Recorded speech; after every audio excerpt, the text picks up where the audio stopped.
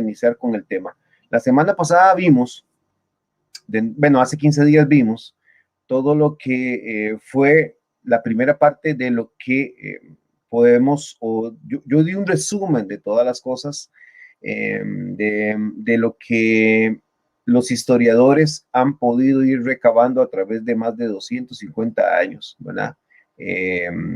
Principalmente, y lo digo así, para más sencillo, en los últimos tal vez unos 45, 50 años para acá, los estudios sobre Yeshua, ¿verdad? El histórico, han sido mucho más profundos.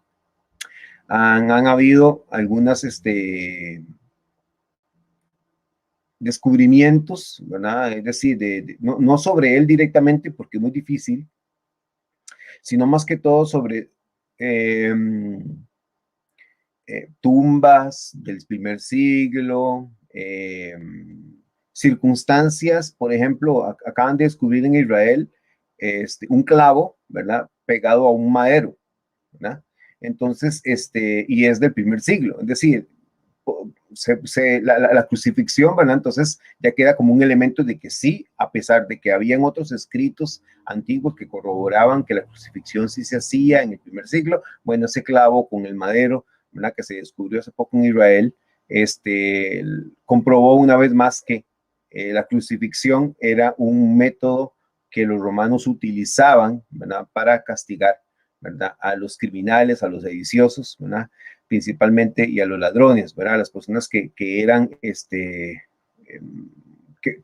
convierten en un personaje sumamente difícil a veces hasta de controlar. Entonces, para evitar todo, los mataban. Así de sencillo, ¿verdad? Así de sencillo. Simplemente para que no estorben, los mataban. Así era como hacían los romanos, y así lo hacían. Entonces, se han ido descubriendo ciertas cosas sobre, ¿verdad? El tiempo de Yeshua, no sobre Yeshua exactamente, ¿verdad? Sobre el tiempo de Yeshua y sobre cosas importantes que uno puede ir desglosando. Por ejemplo, hace unos años atrás, tal vez un par de años, se descubrió ¿cómo se llama esto?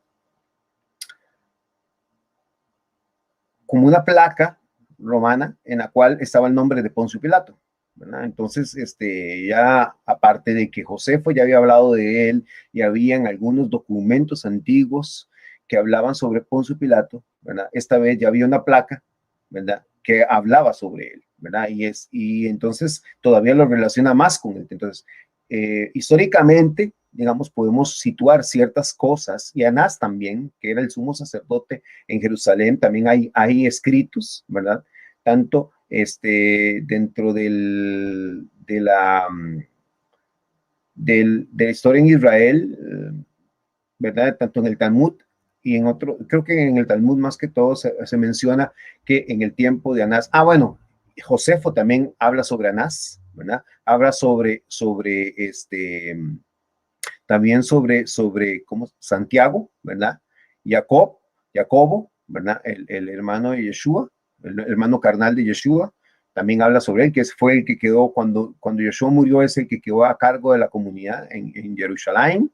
Entonces, José habló de él y de los hermanos, ¿verdad? De Zebedeo, también que fueron también que quedaron en la comunidad y que también fueron muertos, ¿verdad? Cerca antes de que, como cerca del año 50 y 51, por ahí más o menos fue que los mataron. Eso quedó, esos registros se han podido comprobar históricamente que sí sucedieron. Entonces, los nombres y muchas cosas, ¿verdad? Que se dieron, lograron darse. Es decir, podemos ubicar a Yeshua dentro de un margen o dentro de un marco de una época, ¿verdad? En la cual sí sucedieron muchos de los hechos o de las formas narrativas que nos muestran, por ejemplo, los escritos de los evangelios, ¿verdad? Entonces hay ciertas cosas que podemos tomar de los evangelios, que prácticamente la mayoría de datos que podemos recabar hoy sobre Yeshua, el histórico, son basados, por ejemplo, en los datos que nos dan los evangelios, en muchos de ellos, ¿verdad? Pero nosotros no podemos tomarlos como datos históricos, porque realmente son muy poco probable comprobarlos a la forma como son redactados. Recordemos que los evangelios surgen 30, 40, 50 años después de la muerte de Yeshua, entonces ya había una tradición y probablemente los escritores, ¿verdad?, evangélicos lo hicieron a través de una creencia ya dada en el momento en que escribieron. Entonces, poder sostener que eso es histórico, no, ¿verdad? Aunque sí hay datos que son interesantes que se pueden ir estudiando por método científico en los cuales se pueden comprobar que muy probablemente eso es lo que se dio, porque acordémonos que en historia, sea cual sea, la egipcia, la de Sumeria, los acadios, los babilonios, cualquier tipo de historia de la antigüedad es de suposición, es de posibilidad, es de posiblemente, probablemente, y así es como hay que hablar en la historia. La historia, a menos de que no haya algo que se pueda comprobar que así fue, entonces tenemos que hablar de probabilidades, y hablar de probabilidades nos abre, ¿verdad?, un ambiente y una ventana muy amplia, ¿verdad?, con respecto a eso, pero que podemos ir situando las cosas, ¿verdad? Entonces, para poder ir comprendiendo todo esto, nosotros tenemos que ir teniendo varias cosas. Y yo voy a ser sincero con ustedes, como lo dije hace 15 días igual. Nosotros tenemos que ir sacándonos muchas ideas que aprendimos en los sistemas religiosos, porque eso fue lo que ellos enseñaron, que eso había ocurrido así, que esa fue la forma histórica como ellos la cuentan, ¿verdad? Pero esa forma histórica como cuentan las religiones, por ejemplo, que el cristianismo, es una forma dentro del mundo religioso, ¿verdad?, que prácticamente toda, ¿verdad?, es una forma de contar la historia a como, ¿verdad?, a como ellos quieren, o a como ellos, o como prácticamente se llevó en la tradición cristiana, así fue como se dio, ¿verdad? Es decir, y no fue construida desde el principio, sino fue construida, ¿verdad?, a partir de 100 años después de la muerte de Yeshua. Entonces, y ya había un montón de tradiciones atrás de eso, había un montón de cosas que fueron construidas, ¿verdad? Construidas. Y acordémonos que en historia nosotros no podemos decir que aquellas cosas eran falsas. O sea, uno puede decir, bueno, fueron construidas falsamente. No, nosotros no podemos hablar que las personas hace 2000 años construyeron todo porque querían falsificar. No, ellos no pensaban así, me explico. Pero hoy nosotros podemos entender, bajo los conceptos que hoy existen, de que aquellas construcciones fueron artificiales, es decir, fueron construidas con un motivo, ¿verdad? Y el motivo era preservar la idea que se tenía en este preciso momento del segundo siglo en adelante, ¿verdad? Con la iglesia helénica, ¿verdad? O con el cristianismo helénico, que a mí me gusta llamarlo así porque prácticamente era griego. Entonces, todas las comunidades, ya en el segundo siglo estamos hablando del 100 en adelante, pero estamos hablando más del 130 en adelante, que fue cuando ya comienzan a estructurarse muchas cosas, tanto en la iglesia que estaba, digamos, en ese momento, ¿verdad? Con Irineo, que fue el que, bueno, más adelante, porque Irineo nació en el 130, ¿verdad?, probablemente en el 150, 160, ya cuando era un muchachillo, un muchachito o una persona ya más adulta, ¿verdad? Ya comenzó con esos 150 en adelante, podemos hablar ya de una tradición ya de lo que se llaman los líderes patrísticos, ¿verdad?, que comenzaron a crear una tradición, ¿verdad?, complementaria, en la cual ellos sacaron todo lo judío, ¿verdad? Comenzaron a sacar todo lo judío, toda la relación con la comunidad de Jerusalén, prácticamente la comenzaron a cortar y a desechar a partir de más o menos el año 150. ¿Verdad? Por muchas cosas, por muchos factores, y principalmente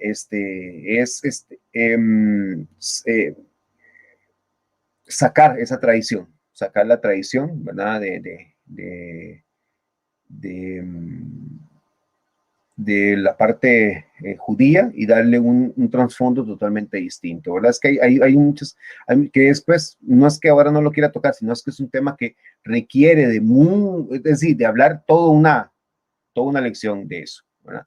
Entonces nosotros vamos a ir poco a poco, por eso es que no quiero cansar y no quiero tampoco abarrotarlos con muchas cosas, pero por lo menos ir viendo que las cosas, como se las conté ahora, arqueológicamente se han ido encontrando cositas que atestiguan, ¿verdad?, digamos, personajes que existieron en la época de Yeshua, porque aún libros dentro de la creencia, ¿verdad?, como son los evangelios, hablan sobre ellos, y que se puede comprobar que científicamente se puede comprobar que sí existieron por varias fuentes distintas, ¿verdad? Entonces, hasta a las religiosas, entonces ahí eso nos fundamenta y nos sirve mucho para poder entender ese principio, ¿verdad? Entonces, vamos al texto, voy a compartirles la parte del texto que si quisiera, vamos a ver si por aquí me llega, vamos a por acá lo tengo, vamos a ver si ustedes pueden verlo.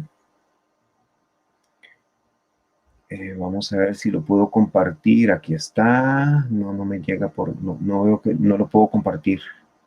¿Por qué no lo puedo compartir hoy? Claro, no me deja compartirlo. No me deja compartirlo y eso me extraña. Vamos a ver vamos a ver si lo puedo compartir y llegar aquí. Aquí está. Perfecto. Y no sé si lo ven. No sé si alguien me puede decir si lo ve. Si alguien puede ver lo que tenemos aquí, es que hoy puse la pantalla completa porque para mí es más fácil verlo, ¿verdad? Ajá, alguien está ahí lo oigo. Pueden ver lo que está en pantalla.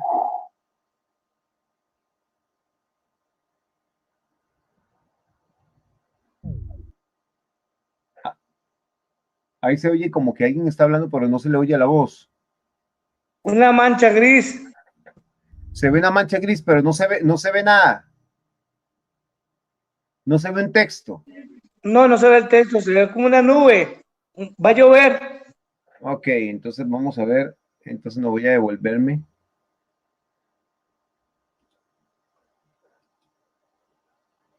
Para, para que, para poder entonces compartir bien porque no me dejó compartir el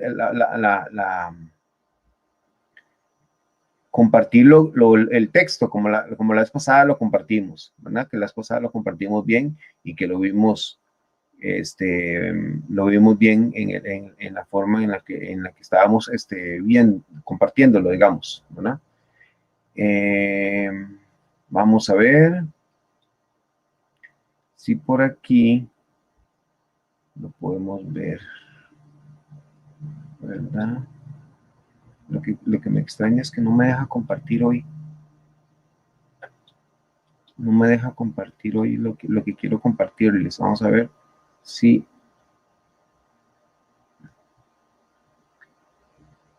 Vamos a ver si. Y ahora lo pueden ver.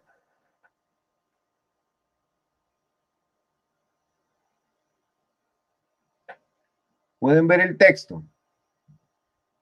No, aparece una AZ, sapricista. Pero no los deja ver lo otro. No, es que no me está. No No, me está AS, dejando. Okay, un gracias, Eduardo. círculo verde oliva con una S. Ajá, sí, sí, ok, perfecto. Bueno, vamos a ver entonces por qué no me deja hoy compartir esto.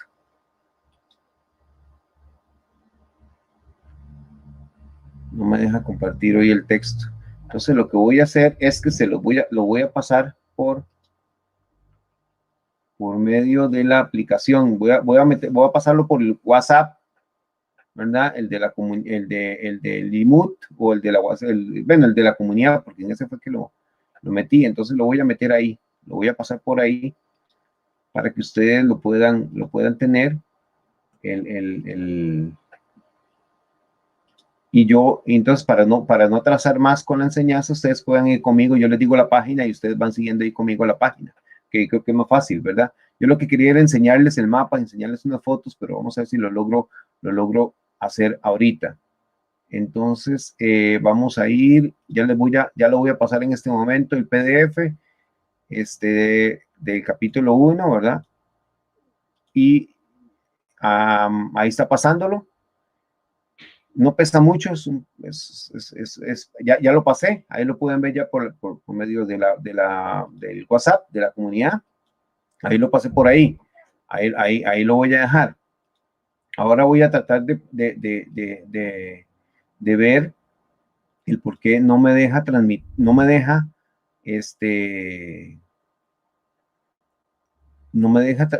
¿cómo se llama? Compartir página, no me deja compartir, eso lo extraño, no me deja compartirlo.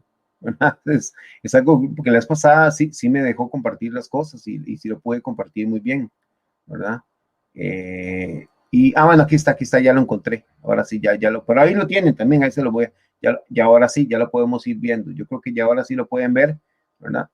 Y Sí, ya ahora sí lo podemos ir sí, viendo. Ya creo que ahora excelente. sí, porque ya creo que ya se me Yeshua, el dejó. maestro de la Torá. Ah, ya lo Ye- vieron, ¿verdad? Yeshua, el maestro de la Torá en Ajá, PDF. perfecto, ese es excelente. Ok, bueno, dentro de esto, nosotros ya habíamos visto eso, ¿verdad? Y todavía habíamos llegado hasta el contexto de Yeshua en Galilea, ¿verdad? Entonces, como ahora les venía contando, lo importante de poder ir captando, ¿verdad? Lo que se sabe sobre Yeshua históricamente, lo podemos ir encontrando primeramente que, como dijimos la semana anterior, y eso es algo que es muy importante, era judío, ¿verdad? Y eso es algo que es muy importante recalcarlo. Era judío, ¿verdad? Su padre probablemente se llamaba Yosef, igual, ¿verdad? Y Miriam, su mamá. De eso no hay la tradición, ¿verdad? Que se siguió y que después escribió en los evangelios, así lo atestiguan y probablemente podríamos nosotros decir que así se llamaban sus papás, ¿verdad? Miriam y Yosef. Y también que eran muy religiosos, ¿verdad? Al igual que Yeshua. Yeshua era un hombre muy religioso. Se puede constatar por la forma en la cual expresan los escritores evangélicos, ¿verdad? La forma como él enseñaba la Torá, por ejemplo. Entonces, se puede también notar que él era profundamente judío, es decir, seguía las tradiciones de judaísmo como fariseo, ¿verdad? Y aquí esta la parte más importante que nosotros podemos ir recalcar, probablemente bajo las circunstancias en las cuales nosotros podemos ir constatando muchas cosas, o por lo menos ir la probabilidad de que así sea. Yeshua era fariseo, ¿verdad? Porque él creía en la resurrección, ¿verdad? Y creía muchas cosas, no tanto porque los escritores hayan escrito sobre que él resucitó, sino principalmente porque la forma en la cual él cree sobre el Mashiach es más sustentada por los fariseos, ¿verdad? Aunque también recordémonos una parte muy importante, la comunidad qumranita, los de Qumran, ¿verdad? Eran una sociedad perdón, una comunidad pequeña, pero que ellos tenían, muy probablemente de aquí salió, ¿verdad? Un integrante de esta comunidad que después fue parte del grupo de Yeshua, porque muchas de las cosas, muchos dicen que fue Juan, ¿verdad? Yohanan, el que salió de aquí. Otros historiadores hablan de que pudo haber sido otra persona, ¿verdad? Que hasta el mismo Yeshua, ¿verdad? Aunque eso es más poco probable, pero lo que sí ha sido probable es que la ideología que tenían en esta comunidad de Qumran, que era ¿verdad? De formación esenia, eran esenios, tenían esa vocación de que por eso es que eran comunidades aisladas, porque ellos no iban con los demás, o sea, ellos estaban en contra del templo, estaban en contra de todos los factores como se sostenían, ¿verdad? Israel, es decir, un país completamente abrumado, ¿verdad? Por la opresión romana, entonces ellos no estaban de acuerdo ni con uno ni con lo otro, ¿verdad? Entonces, ellos por eso se aislaban, entonces ellos mantenían sus ritos, sus cositas, ¿verdad? Con las cuales ellos se enseñaban entre ellos, ¿verdad? Y todas esas cosas, y muy probablemente a ellos eran muy clasicistas, es decir, era una comunidad muy cerrada, ¿verdad? Y para entrar era muy difícil, pero para salir, ¿verdad? Si alguno de ellos no seguía alguna de las normas que existían en la comunidad, lo sacaban de la comunidad. Entonces, muchas de las ideas de lo que ellos creían se ven reflejadas en el movimiento de Yeshua. De hecho, después en el cristianismo se ven muy reflejadas esas creencias, como por ejemplo la tevilá, es decir, la inmersión en aguas, es prácticamente de los esenios y de la comunidad de Qumran, ¿verdad? También la creencia la creencia apocalíptica de que ya todo se acaba, que ya estamos en los últimos tiempos, igual, exactamente es igual. En la comunidad cumranita y los esenios creían eso, de hecho tenían escritos y hay escritos de lo que se encontraron, de todo lo que son estos manuscritos, bueno, manuscritos, pero también todos estos rollos que se encontraron en las cuevas de Qumran, ¿no? Que son bastantes. Todos ellos, ¿verdad? Hablan sobre esta forma de pensar, ¿verdad? Porque ellos eran escribas también, entonces ellos escribían, ¿verdad? Los libros de la Torá, de la Tanaj hebrea, ellos los escribían y hacían comentarios de los libros, ¿verdad? Entonces, es algo muy interesante porque eso es lo que se ha preservado. Entonces, podemos nosotros ir interpretando y dándole una forma a todo lo que eso es, de todas esas formas como ellos creían, ¿verdad? Entonces, ellos tenían también la idea del Mesías, del Mashiach, que el Mashiach que va a venir y que el Mashiach venía de parte de Adonai y que, entonces, todo eso, pero ellos también tenían la idea de que, ellos tenían un nombre específico, era un líder que ellos le llamaban, tenía otro nombre, ¿verdad? Entonces, pero digamos, con respecto, por eso es que le digo que esa construcción de la comunidad de Qumran, con los esenios, es muy probablemente tal vez un integrante o varios integrantes lo llevaron, ¿verdad? Y también comenzó a ser parte también del movimiento de Yeshua. Tal vez no lo podemos decir que eso fue así, ¿verdad? Pero es que ellos manejan ideas muy, muy similares a como después el cristianismo fue creyendo, ¿verdad? Y muy probablemente los mismos, el mismo movimiento de Yeshua, es decir, con sus tamidim, ¿verdad? Probablemente ellos eran así, ellos estaban apartados, vivían en el día a día, ¿verdad? Y eso lo sabemos porque hay muchas partes en las cuales los evangelios lo cuentan, entonces nosotros podemos ver que muy probablemente es así como ellos llegaron su vida, ¿verdad? Entonces, viendo todas estas cosas, nosotros podemos dando una idea de cómo puede haber sido el entorno, ¿verdad? De Yeshua, del tiempo de Yeshua y esas cosas que son muy importantes, principalmente en Galilea. Vamos a ver si me deja a mí en este momento. Voy a ver si puedo lograr Vamos a ver si me deja acá. Ustedes ahí el ver acá, vamos a ver, aquí y aquí, porque ya lo tenía listo, pero como lo tuve que cambiar todo, porque todo lo tengo metido en un archivo acá. Yo quiero que veamos, vamos a ver si por aquí lo podemos ver. Creo que es vamos a ver si era para que veamos algunas cosas de acá. Sí, creo que es Vamos a ver si es o es otro. Bueno, aunque este otro también es, este otro, aunque no tiene colores, vamos a ver cuál nos sirve más para lo que quiero hablarles en este momento, ¿verdad? No, en el primer siglo, bueno, este es directamente del primer siglo, pero no sé si me va a dar una forma un poquito más grande. Vamos a ver si lo puedo ver. Ahí se puede. Bueno, acá podemos ver varias cosas interesantes, ¿verdad? Que me gustaría que pudiéramos entender de lo que he venido a hablar, ¿verdad? Aquí donde estoy señalando yo está Jerusalén, ¿verdad? Aquí donde podemos ver está el Mar Muerto, ¿verdad? Aquí cerca de Betania, más o menos como en este lado por aquí donde estoy señalando, ¿verdad? Aquí estaba la comunidad qumranita, de Qumran, ¿verdad? Por aquí, por este lado, ¿verdad? Entonces, esto era, por supuesto, todo esto es desierto. Aquí está el desierto de Judea, todas esas cosas. Aquí estaba el desierto, aquí está Masada, ¿verdad? Que también es parte, perdón, no veo es el la mapa. última. Perdón, Armando, no veo el mapa. ¿No ven el mapa? No, solo una página. Ok, vamos a ver. Vamos a ver, entonces. Vamos a ver.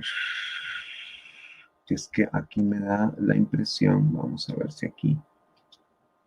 Ah, sí, es que aquí no me. Ah, bueno, entonces no. Vamos a ver, vamos a Ah, no, ustedes están viendo la página. Ok, perfecto. No, yo estoy viendo aquí. Ok, entonces vamos a dejar de compartir el texto. Vamos a compartir ahora eso porque ya veo que el programa lo que me hace es compartir ciertas cosas. Entonces, vamos a buscar aquí y voy a compartirles el mapa. Ok, yo creo que aquí, ya creo que aquí lo vamos a poder ver. ¿Verdad? Vamos a compartirlo. Ok, ahí lo pueden ver. Sí, señor, perfecto. Sí, ok, perfecto. Pero en Entonces pequeña vamos a escala. ir. Voy a, Ah, voy a cerrar en, aquí. Ok. en pequeña escala. Ajá, sí, en pequeña A escala, mano, sí. a Sí, sí. mano en la esquina superior derecha. Ok, bueno. Ok, digamos, aquí en el mapa, ¿verdad? Que es el mapa probablemente como era en el primer siglo todo, ¿verdad? Aquí arriba en café está Galilea, ¿lo ven? Acá abajo está la parte donde está Jerusalén y está el Mar Muerto. Bueno, donde la comunidad qumranita estaba de aquí por donde estoy señalando. Lo pueden ver por aquí por donde estoy señalando. Aquí estaba la comunidad qumranita, ¿verdad? Qumran estaba No, por aquí. no se ve, está en la esquina, pero me lo imagino. Ok, pero si lo pueden ver o no. El mapa sí lo vemos pequeñito en una esquina, pero con el mouse usted lo mueve y no se ve. Si usted lo Ok, describe, la parte café, la parte verde clara, la verde oscura. ok, la pueden ver en una esquina. Ok, vamos a ver. Ah, bueno, porque ustedes tienen, ya entendí por qué no lo pueden ver. Ok, vamos a ver si.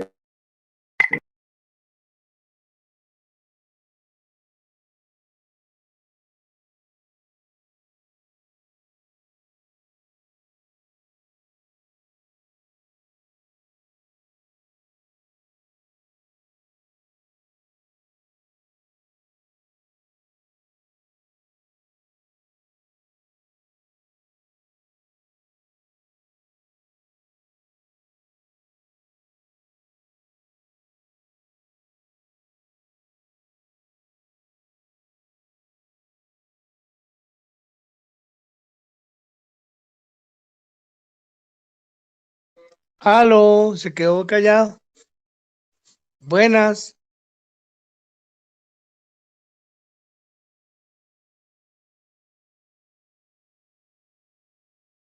Que aquí ya, ¿me pueden oír? Sí, señor. Ah, ok, perfecto. Ok, es que se cerró el micrófono, seguro no lo vi bien. Ok, aquí en donde estoy señalando, aunque yo sé que se ve pequeñito, la idea era que se viera más grande, pero no sé por qué motivo, razón y circunstancia no se ve más grande. Ok, eh, aquí donde estoy señalando, aquí abajito, donde dice Mar Muerto, ahí dice Mar Muerto, aquí estaba la comunidad Qumran. Aquí arriba, donde estoy señalando ahorita, está Galilea, ¿verdad? Y aquí donde estoy señalando ahorita está Jerusalén, ¿verdad? Entonces, esos tres lugares son los que en el primer siglo, ¿verdad? Yeshua y todo su movimiento, ¿verdad? Llegaron es decir, como una comunidad que estaba aquí, ¿verdad? Comenzó a generar, si fue cuando llegaron a Jerusalén o alguno de ellos llegó hasta Galilea, que es donde está el movimiento original de Yeshua, empezó en Galilea, ¿verdad? Ellos son de Galilea y ahí empezaron, ¿verdad? Por aquí está Nazaret, aquí se ve muy interesante, aunque Nazaret no se llamaba así en el primer siglo. Y eso es algo que es importante conocerlo. Mucha gente no lo conoce. Nazaret comienza a llamarse así como aldea, era una aldea, probablemente hasta finales del primer siglo o segundo siglo, ¿verdad? Entonces, por eso es que cuando se le llama Jesús de Nazaret, por ejemplo, ¿verdad? El Jesús de Nazaret lo que habla es muy probablemente de Nazareno, de Netzer. ¿Se acuerda de lo que era Netzer? Lo que era una persona que era entregada a Adonai, ¿verdad? Por un periodo de tiempo, era un voto que se hacía, ¿verdad? Por eso se le llamaba el Nazareno, por eso es que se le llamaba el Nazareno. De Nazaret fue en una tradición que después se construyó en el segundo siglo, ¿verdad? Que fue la que siguió el cristianismo helénico a partir del segundo siglo, porque ya allí se llamaba Nazaret y ellos lograron como hacer la conexión de Nazareno con Nazaret, ¿verdad? De una forma, entonces comenzaron a a involucrar o a relacionar el nombre Nazaret con Nazareno, pero no tiene nada que ver ninguno con el otro, ¿verdad? Entonces, la posibilidad de que haya nacido en Nazaret es poca, ¿verdad? Porque nosotros no tenemos, aunque queda en la misma zona de Galilea, entonces por eso es que se puede pensar de que Yeshua tal vez nació en Nazaret, ¿verdad? Pero no se sabe exactamente dónde nació porque realmente no dice. El de Nazaret, como dijimos, así no se llamaba la aldea o el lugar que digamos que tiene ese nombre, porque es a partir del segundo siglo que comenzó a tener ese nombre. Antes no se sabe cómo se llamaba, no hay registros históricos sobre ese lugar. Entonces, por lo tanto, poder direccionarlo, ¿verdad? Con Nazaret, que Yeshua nació en Nazaret, es poco probable que haya sido así. Lo que sí puede ser más probable es que Nazareno, ¿verdad? Yeshua el Nazareno, como se le llamaba al principio, porque hay registros así en los escritos, ¿verdad? Antes, en el primer siglo, el Nazareno, probablemente es porque él hizo un voto de Netzer, es decir, de aquel que se entregaba a Adonai por votos por un tiempo, ¿se acuerdan? Que se dejaba el pelo largo, que no podían tomar ni comer nada relacionado al fruto de la vid. Y que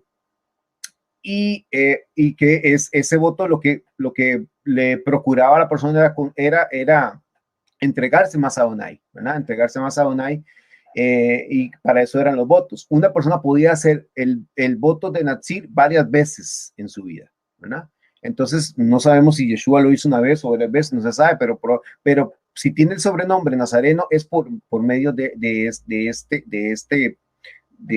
los votos que probablemente él hizo, ¿verdad?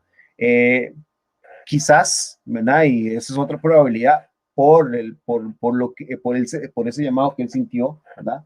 De parte de Adonai, ¿verdad?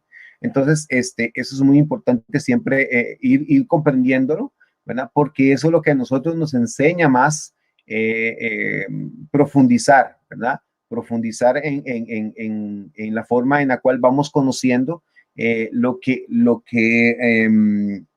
probablemente nos conecte más, ¿verdad? Con Yeshua y podemos conocer un poquito más. ¿Por qué esta forma de ir viendo a Yeshua de esta forma? Porque este es el que probablemente existió, ¿verdad?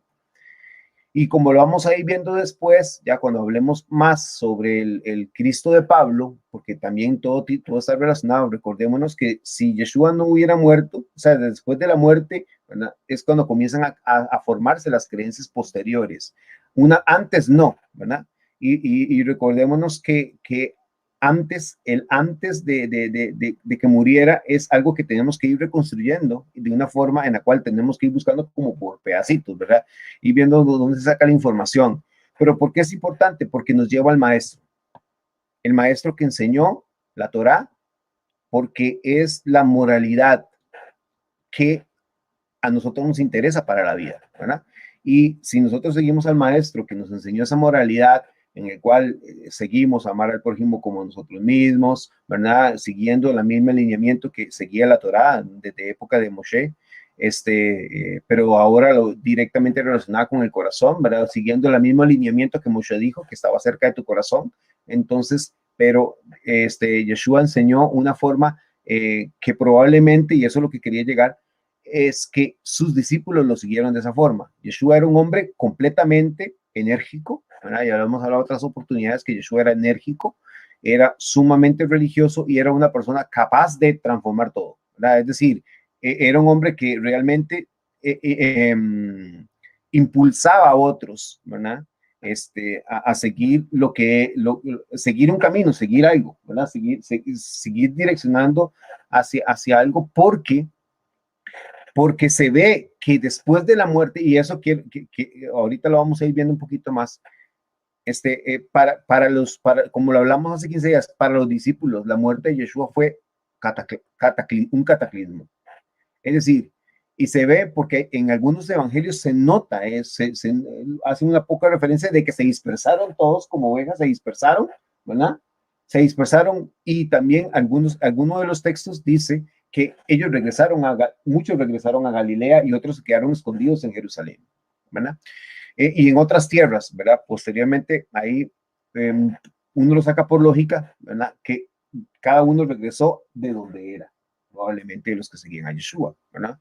Entonces, esa parte es algo muy importante seguirlo, pero lo importante es que ustedes más o menos se ubiquen un poco y podamos nosotros, ya lo dejé de compartir, eso para volver a dirigirme, ¿verdad? A la forma en la cual yo quiero que nosotros entendamos una cosita importante. Yeshua como maestro de la Torá tenía un principio, el mismo, y se puede ver, por ejemplo, en Mateo se ve muy claro, por ejemplo, en los primeros capítulo 5, 6, 7, las enseñanzas del Sermón del Monte o la forma como él enseñó, típico de un rabí del primer siglo, de lo que hoy se puede atestiguar de que hay registros del primer siglo que eran así. Les gustaba hablar con parábolas, utilizaban los elementos de la naturaleza, y particularmente Yeshua era uno que era muy creativo, ¿verdad? Probablemente su personalidad era así, su personalidad era muy explosiva, era muy enérgico, y siempre logró y siempre quiso inyectar eso en sus discípulos porque él quería conseguir algo, ¿verdad? Él quería conseguir que el reino de Adonai fuera establecido. Y eso es algo que tenemos que tener en cuenta nosotros porque es algo importante. Para Yeshua, el reino de Adonai era importante. Y era importante establecerlo. Y para poder establecerlo, tenía que haber cambios, ¿verdad? Y esos cambios tenían que darse en la sociedad, tenían que darse en el pueblo, ¿verdad? Para cuando el reino fuera instaurado, ¿verdad? Ellos pudieran destruir a su enemigo, ¿verdad? Y entonces ahí sí, reinar con Adonai por toda la eternidad, ¿verdad? Hay muchas, hay una forma en la cual aquí la podemos ver. El estrato original, probablemente el primario, era, ¿verdad? Y que en la época de Yeshua así era, y así se creía. El reino de Adonai era terrenal, ¿verdad? Y era terrenal eterno. O sea, iba a ser por siempre y para siempre en la tierra. Íbamos a vivir, ¿verdad? Eternamente Adonai en el cielo y nosotros acá en la tierra, ¿verdad? En el reino. Después cuando fue evolucionando el pensamiento, probablemente, se comenzó a hablar de que el reino también iba a ser espiritual, ¿verdad? Y que iba a ser en el cielo, ¿verdad? Entonces, que ahí fue cuando surge la tradición de los 1000 años, ¿se acuerdan? Que iba a haber 1000 años y después iba a haber otra, que eso se ve muy bien retratado en el libro de Apocalipsis, ¿verdad? Que se ve muy bien, se ve muy retratado porque muy probablemente esa era ya una idea que se estaba dando entre los círculos religiosos, ¿verdad? Ya que el reino de Adonai ya no iba a ser solamente terrenal, sino que también había a haber una parte que iba a ser, ¿verdad? Más espiritual, ¿verdad? Entonces, ¿por qué? Porque ya se estaba a través de todo lo que se estaba, a través de Filón principalmente. Filón de Alejandría era un filósofo judío que vivía en Alejandría, Egipto, ¿verdad? Él era judío, ¿verdad? La comunidad de Alejandría en Egipto era muy grande, era muy numerosa, ¿verdad? Hay rastros arqueológicos de por lo menos el siglo VI antes de Cristo, más o menos, y probablemente anterior a eso había ya de registro de israelitas que vivían ahí, ¿verdad? Principalmente en la isla Elefantina, ¿verdad? Y en la parte de Egipto, ¿verdad? Que es ya donde estaba el delta del Nilo y todas esas partes, ¿verdad? Que era la parte más rica que tenía Egipto, y que colindaba con Israel, ¿verdad? Con las tierras estas que eran antes de Israel, y que probablemente, que era Judea, ¿verdad? Que era Judea la que colindaba con Egipto, y que de ahí surgen muchas ideas, muchas cosas que vienen, hay mucha evidencia, mucha evidencia no, hay alguna evidencia, porque no es mucha, hay alguna evidencia arqueológica ¿verdad? Que se ha ido descubriendo sobre, sobre la construcción de que algunos salmos que están hoy en día, ¿verdad? Los Tehilim, fueron construidos, ¿verdad? Ahí en Alejandría, ¿verdad? Y que fueron llevados a Israel, ¿verdad? Y todas esas cosas. Que hay composiciones que se han encontrado, digamos, en esos lugares en los cuales tienen la misma composición, la misma estructura que el Salmo, por ejemplo, el Salmo 20, ¿verdad? O el Salmo, y el Salmo 19, que es uno de los más antiguos también que están ahí. Entonces es interesante ver cómo la relación que tenía Israel con el entorno es muy importante, porque todo eso fueron elementos que fueron agregando, ¿verdad? A su vida, a su entorno, y después le dieron una identidad, ¿verdad? Entonces, todo esto es importante ir conociéndolo porque nos da una idea de todo esto. Entonces,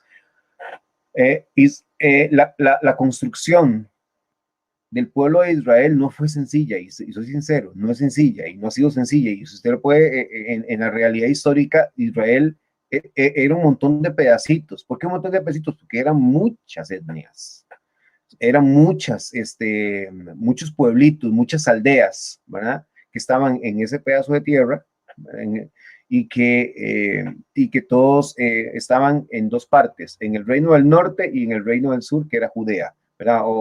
Sí, Judea o Yehudá, ¿verdad? Vamos a poner el nombre que realmente es Yehudá. Entonces, el nombre Yehudá era en el sur, y en el reino del norte era Israel, ¿verdad? Así es como se llamaba Israel. Y nosotros ya habíamos hablado que Israel viene de la palabra Yeshurun, que el profeta Isaías la usa, ¿verdad? Y Yeshurun significa los justos y los rectos. Entonces, el nombre de Israel probablemente lo que significa los justos de él, ¿verdad? Los justos de Adonai, los justos de Elohim, ¿verdad?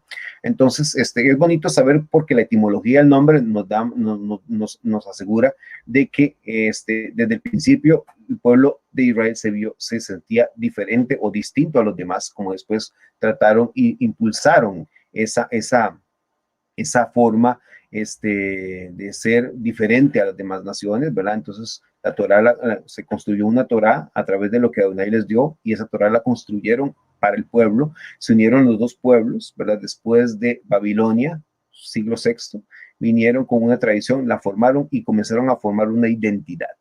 Y esa identidad la comenzaron a llamar judaísmo. A partir de ahí fue que comenzó el judaísmo, en el siglo V, aproximadamente, con Esdras, y comenzaron a formar toda esta tradición que después se llamó judaísmo, y que siguió una tradición en la cual se fomentó mucho lo que es la lectura de las parashot que nosotros tenemos. Ahí comenzó a fomentarse, y se fomentaba y se fomentó durante toda la existencia hasta hoy, desde el siglo VI para acá, o del siglo V para acá. Entonces, del siglo V antes de Cristo para acá, se dan 2500 años de una tradición de lecturas de las parashot, en las cuales podemos ver, y lo podemos ver en algunos escritos de los evangelios, donde Yeshua, ¿verdad? También quedó, ¿verdad? En que él se fue y él leyó y abrió el rollo, y, ¿verdad? Y todas las cosas en un día de Shabbat, y abrió la parte de Yeshayá, ¿verdad? O Isaías, que hablaba sobre que el espíritu de Adonai está sobre mí, y todas esas cosas, ¿verdad? Porque querían, o sea, el escritor quería formar algo, y después lo podemos ver más adelante. Pero con todo esto que estoy diciendo, dando un panorama de la parte histórica de cómo Yeshua era muy judío, y se puede ver en su forma en la cual lo cuentan los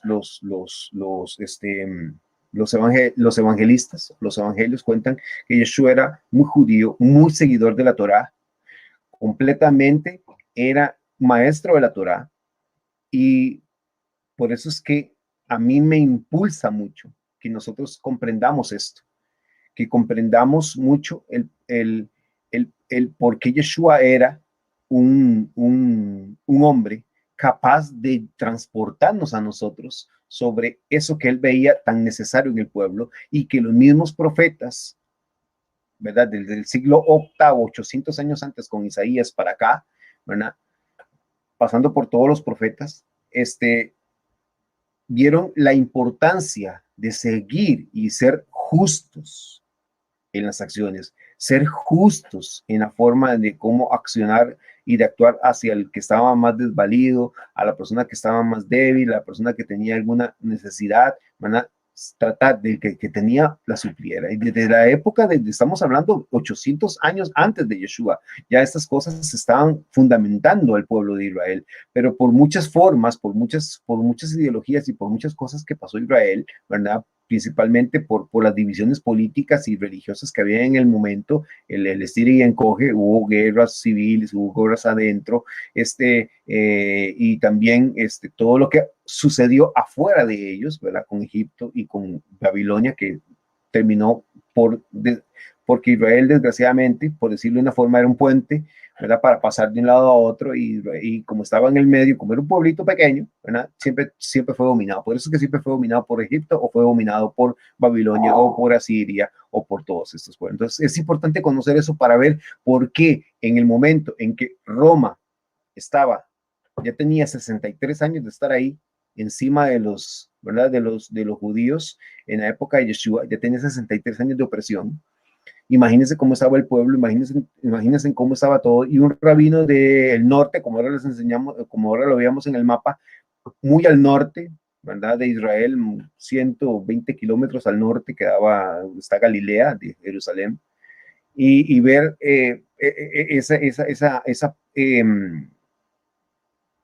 una parte rural, un hombre que amaba profundamente todo lo que era Adonai, amaba la Torá, amaba a los profetas. Él quería un cambio. Un día escuchó a un hombre que pasó probablemente, ¿verdad? Y que probablemente hablando de lo que él quería oír, ¿verdad? Y él ya tenía sus discípulos, probablemente ya tenía sus discípulos con él, escuchó de este hombre llamado Yohanan, ¿verdad? Y comenzó a seguirlo, ¿verdad? Y cuando lo comenzó a seguir, entonces él comenzó a ser parte de este movimiento de Yohanan, que ya venía hablando de los profetas y hablando de todo. Entonces, por eso es que queda muy registrado en los evangelios que se le dio a Yohanan, y porque Yeshua muy probablemente lo que yo sí también, que él fue un profeta y era un profeta que había que escucharlo, ¿verdad? Como lo dice también los evangelios. Entonces, es interesante todo eso porque así es como nos da una idea más cercana a la realidad de lo que pudo acontecer en aquel momento que generó aquel movimiento en el cual ya estamos cansados de esa opresión, ya estamos cansados de todo esto, y traer todo eso a una realidad de vida que tenían en ese momento en una zona rural totalmente pobre al norte de Israel, ¿verdad? Como era Galilea, ¿verdad? Y también habían ciudades griegas ahí, ¿verdad? Cerca de ellos, ¿verdad? En los cuales también ellos les era prohibido entrar y ellos no entraban ahí, ¿verdad? Y todas las cosas, principalmente por sus creencias religiosas, ¿verdad? No entraban. Entonces, pero tal vez probablemente si tenían contacto, ¿verdad? Porque había que hacer cosas y, por ejemplo, como lo vimos hace 15 días, y en eso fue lo que se ve, Yeshua probablemente, como lo describe el Evangelio de Mateo, que hablan sobre que él era carpintero, ¿verdad? La palabra en griego es tectón, y probablemente cuando se lleva a una realidad, ¿verdad? A como fue escrita hace 2000 años, una realidad del primer siglo, también significaba que Yeshua pudo haber sido un constructor de muchas cosas, ¿verdad? No solamente de madera, ¿verdad? No solamente un carpintero, sino como un albañil, ¿verdad? Que cabe mucho el término, ¿verdad? También de que Yeshua también construía con otros materiales, no solamente con madera, y que más que todo, ¿verdad? Podía haber sido un hombre que era que tenía esa capacidad de tener ¿cómo se llama? Ese oficio, y con él mantenía su familia, ¿verdad? Probablemente, porque hay una tradición que después habla que Joseph murió, ¿verdad? Entonces, esa tradición de cuando Joseph murió, eh, probablemente Yeshua tuvo que haberse hecho cargo de su familia, ¿verdad? Entonces, todas esas tradiciones tienen una raíz histórica, ¿verdad? Muy probablemente, tal vez no es como se cuenten al final, ¿verdad? Sino que hay una idea en la cual usted dice, bueno, es que no la pueden haber inventado, muy probablemente así es como pasó. ¿Por qué? Porque no la vivieron ahí en ese momento, sino que viene de atrás, ¿verdad? Entonces puede ser que que como habían pasado 40 o 50 años, entonces esa idea de que Joseph había muerto, bueno, el papá de Yeshua, entonces, y que él había tenido otros hermanos y todo eso que después se recoge en los evangelios, tenían una raíz histórica en la cual no la podemos comprobar porque realmente no hay registros de eso, lastimosamente, pero por lo menos podemos ir comprobando de que era muy poquito tiempo como para decir que una persona llegara a inventar todo, ¿verdad? Entonces, ahí es donde uno puede ir viendo y ir sacando por deducciones las cosas en las cuales pueden haber ido llevar, o sea, la tradición se pudo ido construyendo desde los discípulos hasta la época en la cual fueron escritos los evangelios, que es el texto, ¿verdad?, el más próximo que tenemos a este, principalmente de Marcos, que fue el primero que se escribió, ¿verdad? Entonces, y el de Mateo, que es el que también se escribió unos 5 o 10 años después y que también viene a traer cierta información que también nos es un poquito importante porque también es la que más reúne más a Yeshua, más de la Torá, ¿verdad? Marcos también lo resume, ¿verdad? El que lo saca mucho de contexto de eso es Lucas, ¿verdad? Lucas era más fuera de la tradición judía, ¿verdad? Y eso hay que ser claros, ¿verdad? Ya los seguidores de la comunidad juánica, sí, también tenían, ¿verdad? Ya eran más judíos, eran más judíos helénicos, muy probablemente, y una de las comunidades en Éfeso, probablemente en Antioquía, entonces todas esas zonas, ¿verdad? Ahí en Turquía, de lo que hoy es Turquía, ¿verdad? Entonces, que ¿verdad? Que estuvieron cerca unas de otras y que se transmitieron esas tradiciones, ¿verdad? Y que cuando todo esto comenzó a aflorar, ellos lo que querían era como, ¿verdad? Como establecer, no es que es que esta es, no es que esta, hay muchas tradiciones, mejor sigamos la correcta, mejor sigamos esta que, entonces por eso fue que comenzaron a surgir y comenzaron a escribir luego de los evangelios, ¿verdad? Entonces por ahí es donde quería ir más o menos, ahora voy ¿cómo se llama? Perdón, bueno, aquí está. Quiero compartirles de nuevo, ¿verdad? Lo que es el capítulo 1, ¿verdad? Para seguir viendo esto, si vamos por aquí, perfecto. Entonces, yo lo que quiero es ir viendo la parte de bueno, que ya lo que hablábamos, que Yeshua probablemente conoció a Yohanan, ¿verdad? Y que Yohanan le instauró todo esto de que los tiempos ya eran finales y que Yeshua, él también había pensado eso probablemente, ¿verdad? Porque él era muy seguidor de los profetas, se ve muy claramente en su intención de llevar el reino, ¿verdad? Entonces, Yohanan hablaba de lo mismo, entonces se unieron y comenzaron sus discípulos y los discípulos de él comenzaron a unirse, ¿verdad? Y después se separan porque se ve muy claramente que cuando Yohanan es arrestado, que eso muy probablemente sí es una raíz histórica porque eso está registrado por Josefo, ¿verdad? El historiador judío, que él habla que Yohanan, Juan, sí fue arrestado por Herodes Antipas, ¿verdad? Y fue muerto por él, ¿verdad? Entonces, porque le tenía miedo. Bueno, le tenía miedo, no quería que lo que él decía, ¿verdad? Porque él era muy moralista también, ¿verdad? Yohanan era muy moralista con la Torah y todo. Entonces, recordémonos que Herodes Antipas tenía por mujer, ¿verdad? A su hermana. Entonces, y también estaba ahí como muy calentito con la sobrina, ¿verdad? Entonces, claro, por supuesto que moralmente eso iba contra la Torá, ¿verdad? No podía haber incesto, no podía haber relaciones entre las familias. Entonces, claro, que todo eso molestó a Antipas, ¿verdad? A Herodes Antipas y lo mandó a matar y lo mató, ¿verdad? Entonces ahí es donde viene el cuento aquel de que Salomé se lo pidió en una bandeja de plata y todas esas cosas, ¿verdad? Que nosotros no podemos saber si fue así, pero digamos, la historia histórica, o sea, la forma histórica sí existe, ¿verdad?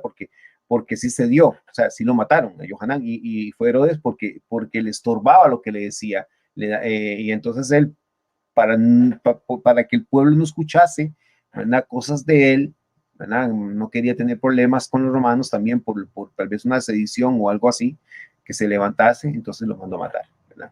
Y él sí lo mató. Entonces los seguidores, y se ve muy claramente también en un estrato en algunos de los evangelios, que los discípulos de Yohanan se acercan a Yeshua y le dicen, bueno, usted entonces ya Yohanan murió, ¿verdad? Pero, o sea, estoy parafraseando, pero entonces, usted es el Mesías, ¿verdad? Entonces el Mashiach, bueno, ahí es como comienzan a meter, ¿verdad? Toda la idea esta del Mashiach, ¿verdad? Y del Mesías, y entonces ellos comienzan, los seguidores de Yohanan comienzan a estar con Yeshua y entonces se unen a los discípulos de Yeshua y ahí forman ya el movimiento que después comienza, ¿verdad? Comienza a darse forma, y es cuando él comienza ya a caminar con ellos, ¿verdad? Es cuando ya comienza a caminar con ellos y es cuando ya comienza, por ejemplo, darse, digamos, la manifestación del Sermón del Monte, por ejemplo. ¿Verdad? Ahí comienza, digamos, lo que está Mateos 4, 5 y, no 4, no, Mateo 5, 6 y 7, ¿verdad? Que es toda la forma, es la enseñanza teológica que él tiene sobre el reino de Adonai y también, pero principalmente lo que es la Torá, ¿verdad? Por ejemplo, cuando él dice, yo no he venido a abrogar la Torá sino a darle cumplimiento a los profetas también, ¿verdad? En todas esas cosas. Ya ahí él se creía profeta, ¿verdad? Ya ahí él era profeta porque ya ella anunciaba el reino, ya era más fuerte en él su idea de transformar el pueblo, de transformar Israel. Él tenía la idea de que él quería transformar Israel, que él quiere llevarlos al arrepentimiento, que él quiere llevarlos a Adonai, que él quiere llevarlos al reino y que por lo tanto todavía tiene que haber un cambio, ¿verdad? Entonces ahí es probablemente en todo este movimiento de Yeshua, es cuando ellos comienzan a ver que él es el Mesías. ¿Me explico? Cuando ellos comienzan a ver que él va y valientemente toma liderazgo del movimiento, y que atrae a los discípulos de Yohanan, que lo siguen a él y que le dan es decir, lo ven como su líder. Entonces ahí comienza a ver esa idea, ¿verdad? Esa idea de Mashiach viene de Moshel, y ese Moshel aparece en Miqueas 5:2, donde dice, de ti, Belén de Éfrata, ¿verdad? Vendrá el caudillo que será el libertador, y ¿verdad? Ahí es donde surge la idea de realmente ¿cómo se llama? En este profeta, se da la idea, ¿verdad? Que probablemente este profeta la tomó de lo que decía Bereshit o Génesis capítulo 49, 10, que es cuando Jacob le dice a Yehuda que de él saldrá un vástago, ¿verdad? Y que ese Shiloh, ¿se acuerda que habla del Shiloh? Que el Shiloh lo que representa es la persona que tiene el báculo, la que tiene la autoridad, ¿verdad? La cual, según la tradición en el judaísmo, es la que de ahí es donde vendría el Mesías Ben Yosef, ¿verdad? El hijo de Yosef, ¿verdad? El Yosef, el patriarca. Entonces, porque él es el que él es el que trae la autoridad para dar la Torah, ¿verdad? ¿Cómo se llama? Trae la autoridad de parte de Adonai, ¿verdad? Y con la tradición que viene desde Yosef, ¿verdad? Que va a traer la correcta interpretación de la Torah, ¿verdad? Entonces, por eso es que se sigue ese alineamiento después en los seguidores de Yeshua, y sigue ese alineamiento después y se forma mucha parte de eso digamos, en los judíos cristianos al principio, ¿verdad? ¿Por qué? Porque este Moshel, este caudillo, ¿verdad? Este Moshel iba a generar ser ese Mashiach. Pero recordémonos, y vamos aquí ya a unir todo esto que estamos aprendiendo. Es decir, Yeshua al principio, ¿verdad? Toma el liderazgo por la muerte de Yohanan. Cuando muere Yohanan, él se hace cargo digamos, de los discípulos de él y los discípulos de Yohanan, y los une en un solo movimiento.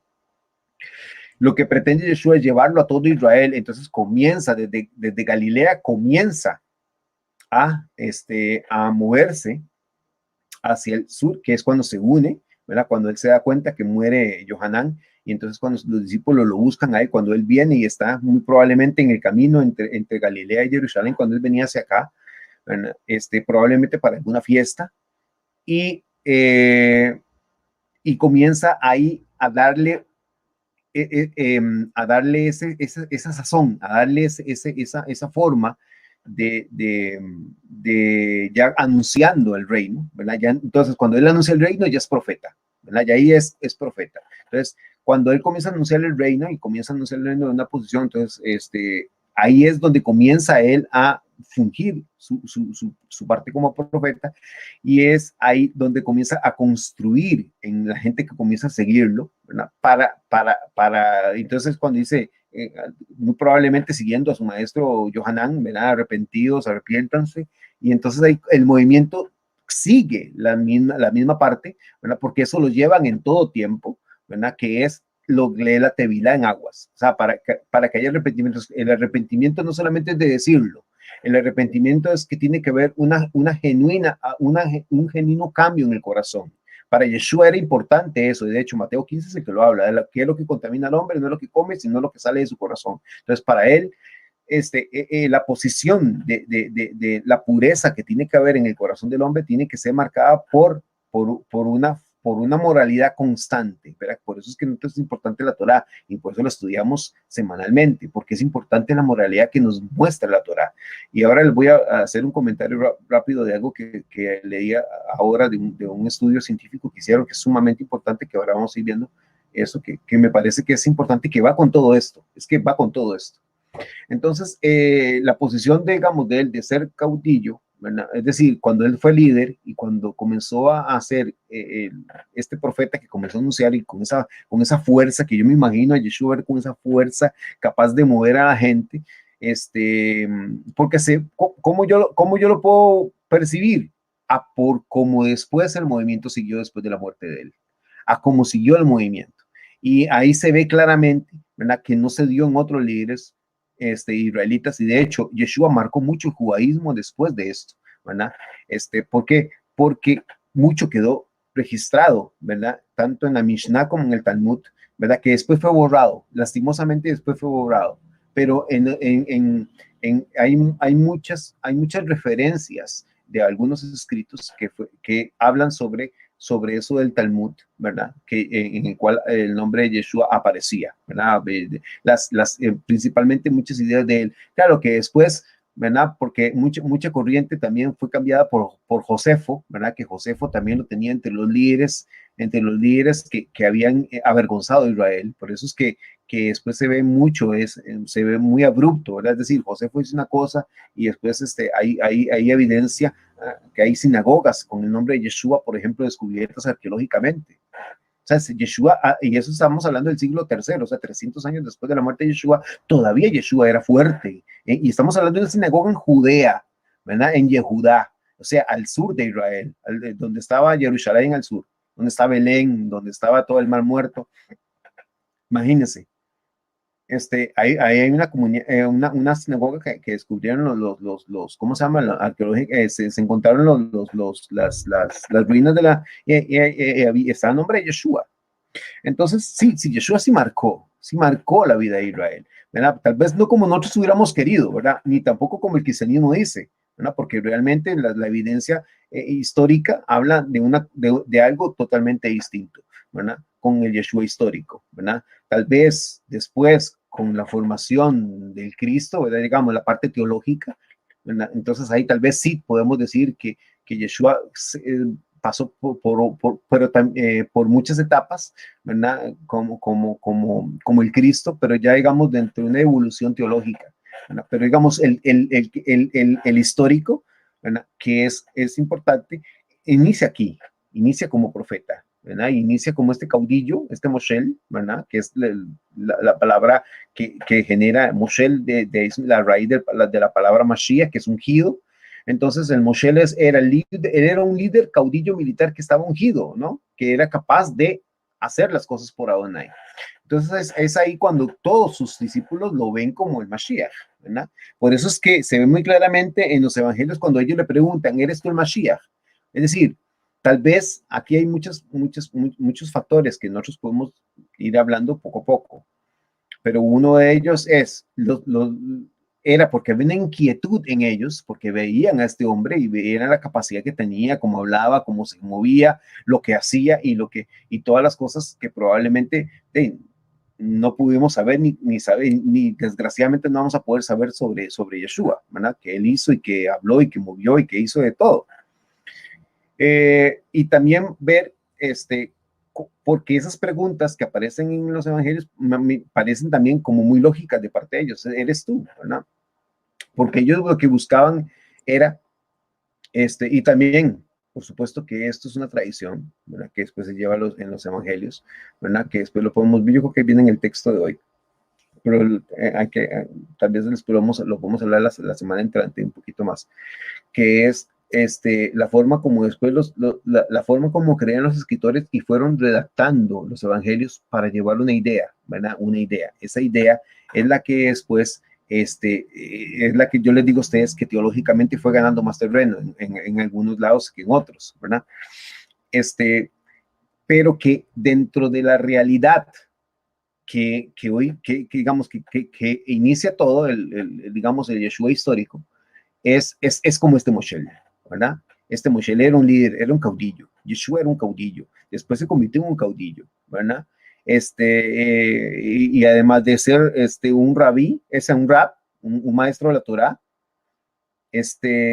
también se hizo un hombre que quería transformar a la sociedad israelí o judía en este caso, porque para él era necesario un cambio radical moral de arrepentimiento en el corazón, porque si no, no hubiera hablado de eso.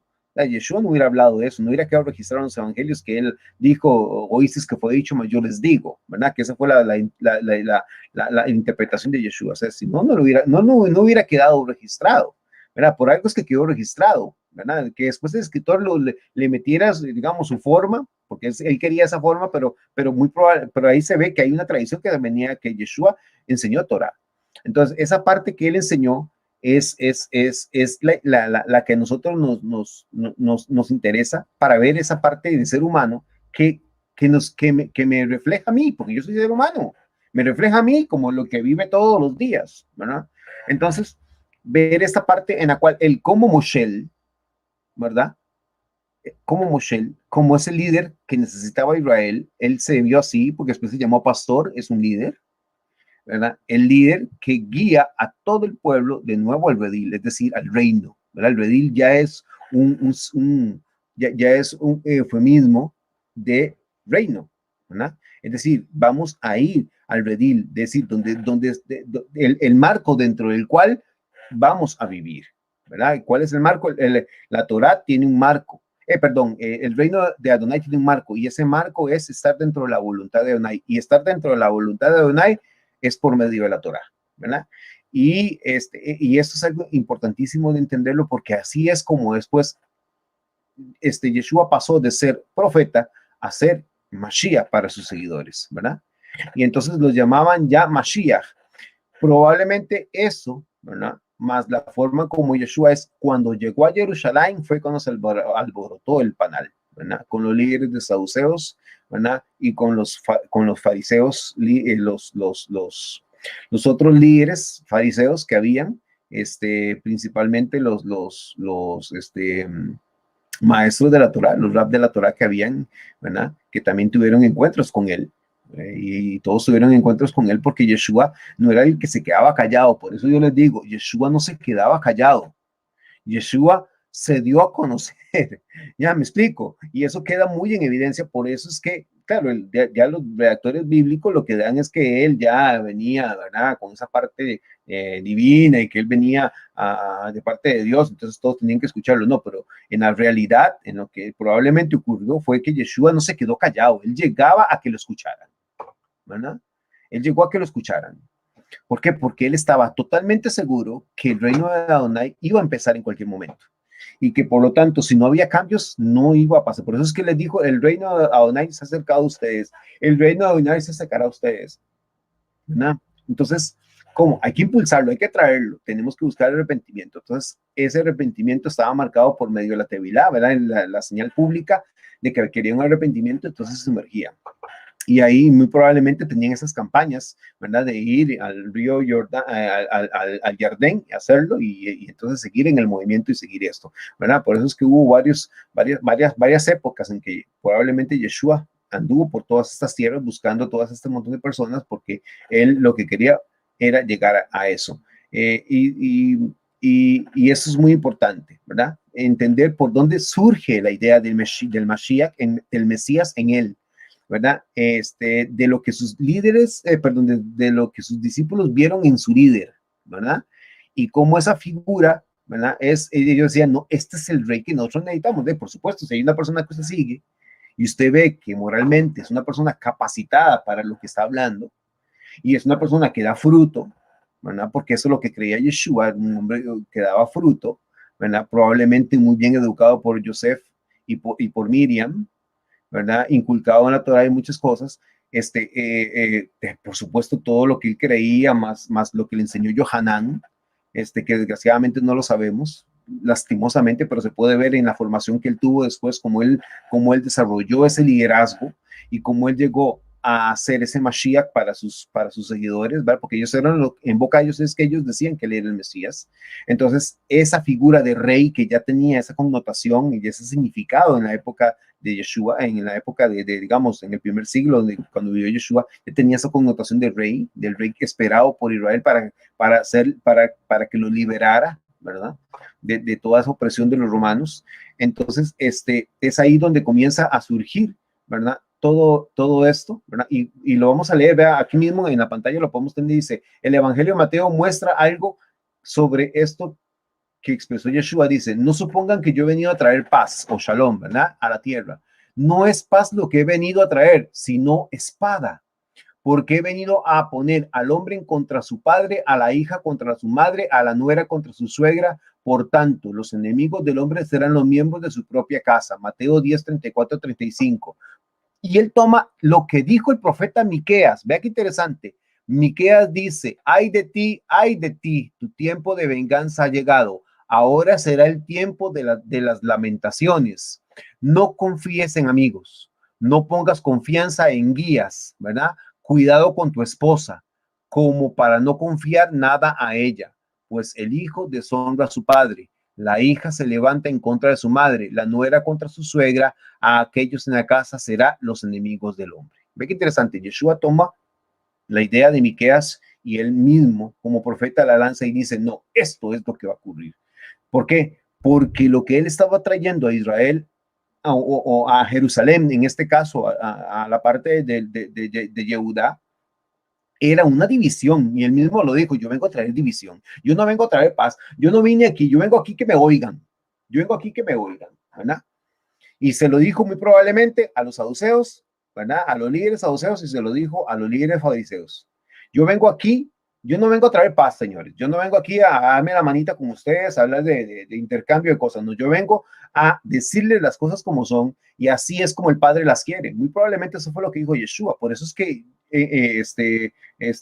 sacó tanta sangre, es decir, roncha contra todos ellos. Hubo ese roce contra todos estos líderes que se ve de una forma retratada en los evangelios cuando dice que los maestros de la Torah trataron de tentarle, ¿verdad?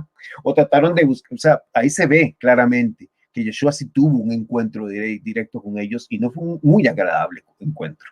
Y eso sí se los puedo decir porque viendo cómo las evidencias en los evangelios se muestran, ¿verdad? No como lo cuentan los evangelios, sino las raíces de esas ideas. Es decir, claro, él tuvo lucha contra los fariseos, porque los fariseos, recordemos que tenían entre 7 y 14 castas religiosas, es decir, de creencias. Unos creían en la resurrección, otros no creían en la resurrección, ¿verdad? Y probablemente Yeshua creía en la resurrección.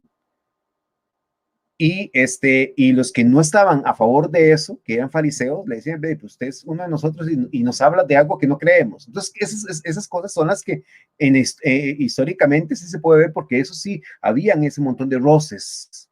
Imagínense, fariseos, mismos fariseos que creían y no creían en la resurrección. Los saduceos por lo menos no creían en eso, entonces eran muy marcados, pero también eran muy se les consideraba traidores, porque también ellos estaban muy a favor de la política de Roma en muchas cosas. Entonces ellos tapaban muchas cosas de los romanos y los romanos les permitían muchas cosas a los líderes sacerdotales, ¿verdad? Eran como muy, como hay alguna tradición que habla en el judaísmo, ¿verdad? O en la historia principalmente, que habla de que se les consideraba como plateros, como esos que les gusta buscar plata, ¿verdad? De una manera fácil, entonces se vendían a los romanos, ¿verdad? Entonces, y ellos eran los sacerdotes, ¿verdad? Pero los sacerdotes no creían en nada de la resurrección. Entonces, habían todas esas divisiones, ¿verdad? Teológicas sobre cómo iba a venir el reino. Entonces, probablemente ahí fue cuando no, el reino todavía no va a venir. ¿Y usted quién es, hombre, para venir a decir esto? No, el reino todavía no va a llegar. Entonces, no estás viendo el pueblo como está. Mejor váyase, mejor regrese a su pueblo. Me explico. Todas esas cosas probablemente comenzaron a hacer chispa, ¿verdad? Y una que se ve muy claramente es cuando Yeshua va al templo y ve aquel mercado, ¿verdad? Y agarra patadas a todo, ¿verdad? Agarra todo, y eso muy probablemente es histórico, ¿verdad? Porque eso está registrado, ¿verdad? En varios evangelios. Entonces, muy probablemente eso es histórico de que Yeshua agarrara patadas, así de patadas, porque lo que dice es agarró a patadas. Y digo que cómo era posible que el templo, que es lo más sagrado, o sea, yo nada más quiero que usted se imagine, el templo era lo más sagrado para un judío. Verlo lleno de comida, de animales, de cosas alrededor, en lo cual había hasta inmundicia, ¿verdad? Es decir, de todo lo que hacían los animalitos, estaba ahí tirado, olía pestilente, gente hablando como un mercado, o sea, lo que dice es que era un mercado, y eso a él le dio cólera que cómo es posible que el templo de Jerusalén, ¿verdad? Que era tan sagrado para ellos, estuviera tan contaminado, tan lleno de inmundicia. Entonces, después eso se recoge, ¿verdad? Y va llevando una tradición que llega hasta el escritor probablemente de Hebreos, ¿verdad? Que es el que escribe más que todo estas cosas, ¿verdad? En las cuales que Yeshua estaba en contra del templo, del sacerdocio, que ahora el sacerdocio era como el de Melquisedec. Entonces comienza todas esas tradiciones a surgir, probablemente de todo esto que hizo Yeshua, porque Yeshua hizo un alboroto, yo se lo digo a ustedes, es un alboroto de los tremendos. Un hombre con esa firmeza, con esa seguridad de que Adonai lo había llamado para que él llegara y pusiera orden, por decirlo de una forma, llegó e hizo lo que él realmente creía que había hecho, ¿verdad? Alimentado por todas las cosas, por todo lo que le decían sus discípulos, por todo lo que veía y probablemente por la forma en como él era, porque él era una persona muy allegada al pueblo. Es como te digo, puede haber sido enérgico, puede haber sido con un carácter muy fuerte, ¿verdad? Pero él era una persona sumamente compasiva, ¿verdad? Es decir, hay partes donde se retrata así en los evangelios, en los cuales se dice que él era compasivo. ¿Por qué? Porque probablemente él, por ser un practicante de la Torá, él seguía los lineamientos y él se compungía también porque él decía, no todos tienen la virtud o no todos ven como nosotros vemos, ¿verdad? Entonces, el tener esa empatía por la gente hace que uno se recapacite y diga, bueno, si Yeshua lo pudo, porque yo no lo puedo hacer. Eso es básicamente lo que nosotros vamos llegando. Si nosotros vemos que hay muchos retratos de él, hay cosas que son interesantes, ¿verdad? Y que nosotros podemos ver con eso. Hay una palabra que a mí me parece en Mateo 10:34 que es muy importante para esto. La palabra es masharán, ¿verdad? Es espada, esa es la palabra en griego que está ahí, que es masharán, que significa espada, puñal, pero también significa guerra y discordia. Es decir, Yeshua iba a traer discordia y iba a traer guerra. Por eso yo le digo que la palabra no solamente que Yeshua la dijo, tal vez en un sentido de espada física, ¿verdad? Probablemente era un sentido de una espada, de una división capaz de poder decir, no, para que el reino venga tiene que haber cambios. Y para que venga cambios tiene que haber algo nuevo, tiene que existir el nuevo Israel, ¿verdad? Y este nuevo Israel, ¿verdad? Es el que va a permitir que el reino de Adonai sea establecido de una vez por todas, ¿verdad? Y Yeshua creía que iba a ser en esa generación, que era él y su movimiento iban a hacer que Israel se volviera a Adonai y que todos fueran y hicieran todo eso, y que realmente él lo creyó así, y probablemente por eso fue que mucha gente vino a su movimiento, ¿verdad? Y ahí fue donde comenzó a ver eso, ¿verdad? Muchos historiadores dicen que no era mucha gente, y probablemente no era mucha gente, ¿verdad? O sea, no podemos hablar de miles, ¿verdad? Pero podemos hablar de cientos de personas, ¿verdad? Entonces, es muy importante porque nosotros podemos ir comprendiendo el por qué después vinieron, ¿verdad? Las cosas que después se fueron escribiendo, ¿verdad?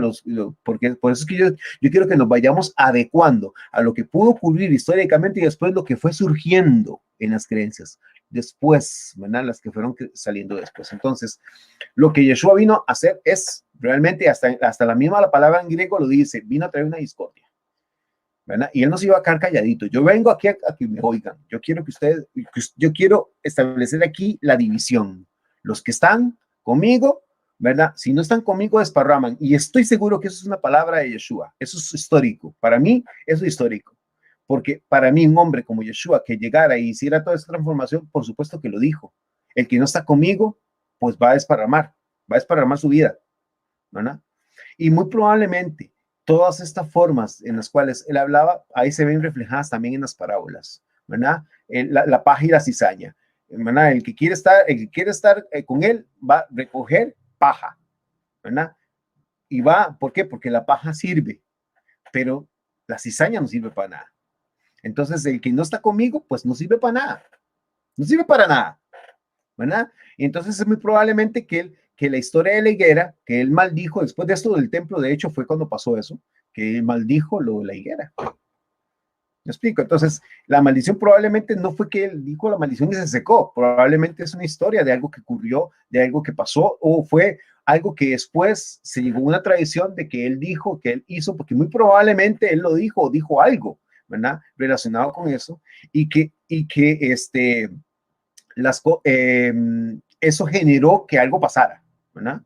Y entonces ellos dijeron, no, este hombre, realmente eso está pasando porque está pasando, ¿verdad? Entonces ahí es donde vemos esta particularidad de Yeshua, ¿verdad? Y lo que y lo que simbolizó, ¿verdad? Que ellos lo vieran como Mashiach y que él creyera que él como profeta estaba marcando un cambio en Israel y que probablemente, ¿verdad? Si ese cambio se daba, él era el Mesías, ¿verdad? Entonces, él probablemente al final de sus días creyó que él era el Mesías también. Entonces, es algo muy importante, viendo desde el punto de vista histórico, ¿verdad? Estamos hablando del punto de vista histórico, no del punto de vista después de la creencia que se generó después. Estamos ahorita en la época de Yeshua. Entonces, ¿verdad? Entonces, esto es importante porque nosotros podemos ir ya infiriendo, estamos infiriendo cosas. ¿Qué estamos infiriendo? Estamos infiriendo muchas formas en las cuales Adonai, Yeshua comenzó a darle forma a lo que Adonai después fue para ellos y lo que estaba haciendo como ellos como judíos. Recordémonos que son judíos y estaban haciéndolo como judíos, ¿verdad? Entonces, estaban trayendo algo porque ellos sabían que tanto el sacerdocio en el templo como los fariseos, ¿verdad? Que estaban vendidos a la parte legalista, ritualista de los mandamientos de hombres, ¿verdad? Estaban haciendo estragos con la parte religiosa, ¿verdad? Y Israel era una teocracia. Es decir, ¿por qué una teocracia? Porque Adonai era el que mandaba ahí.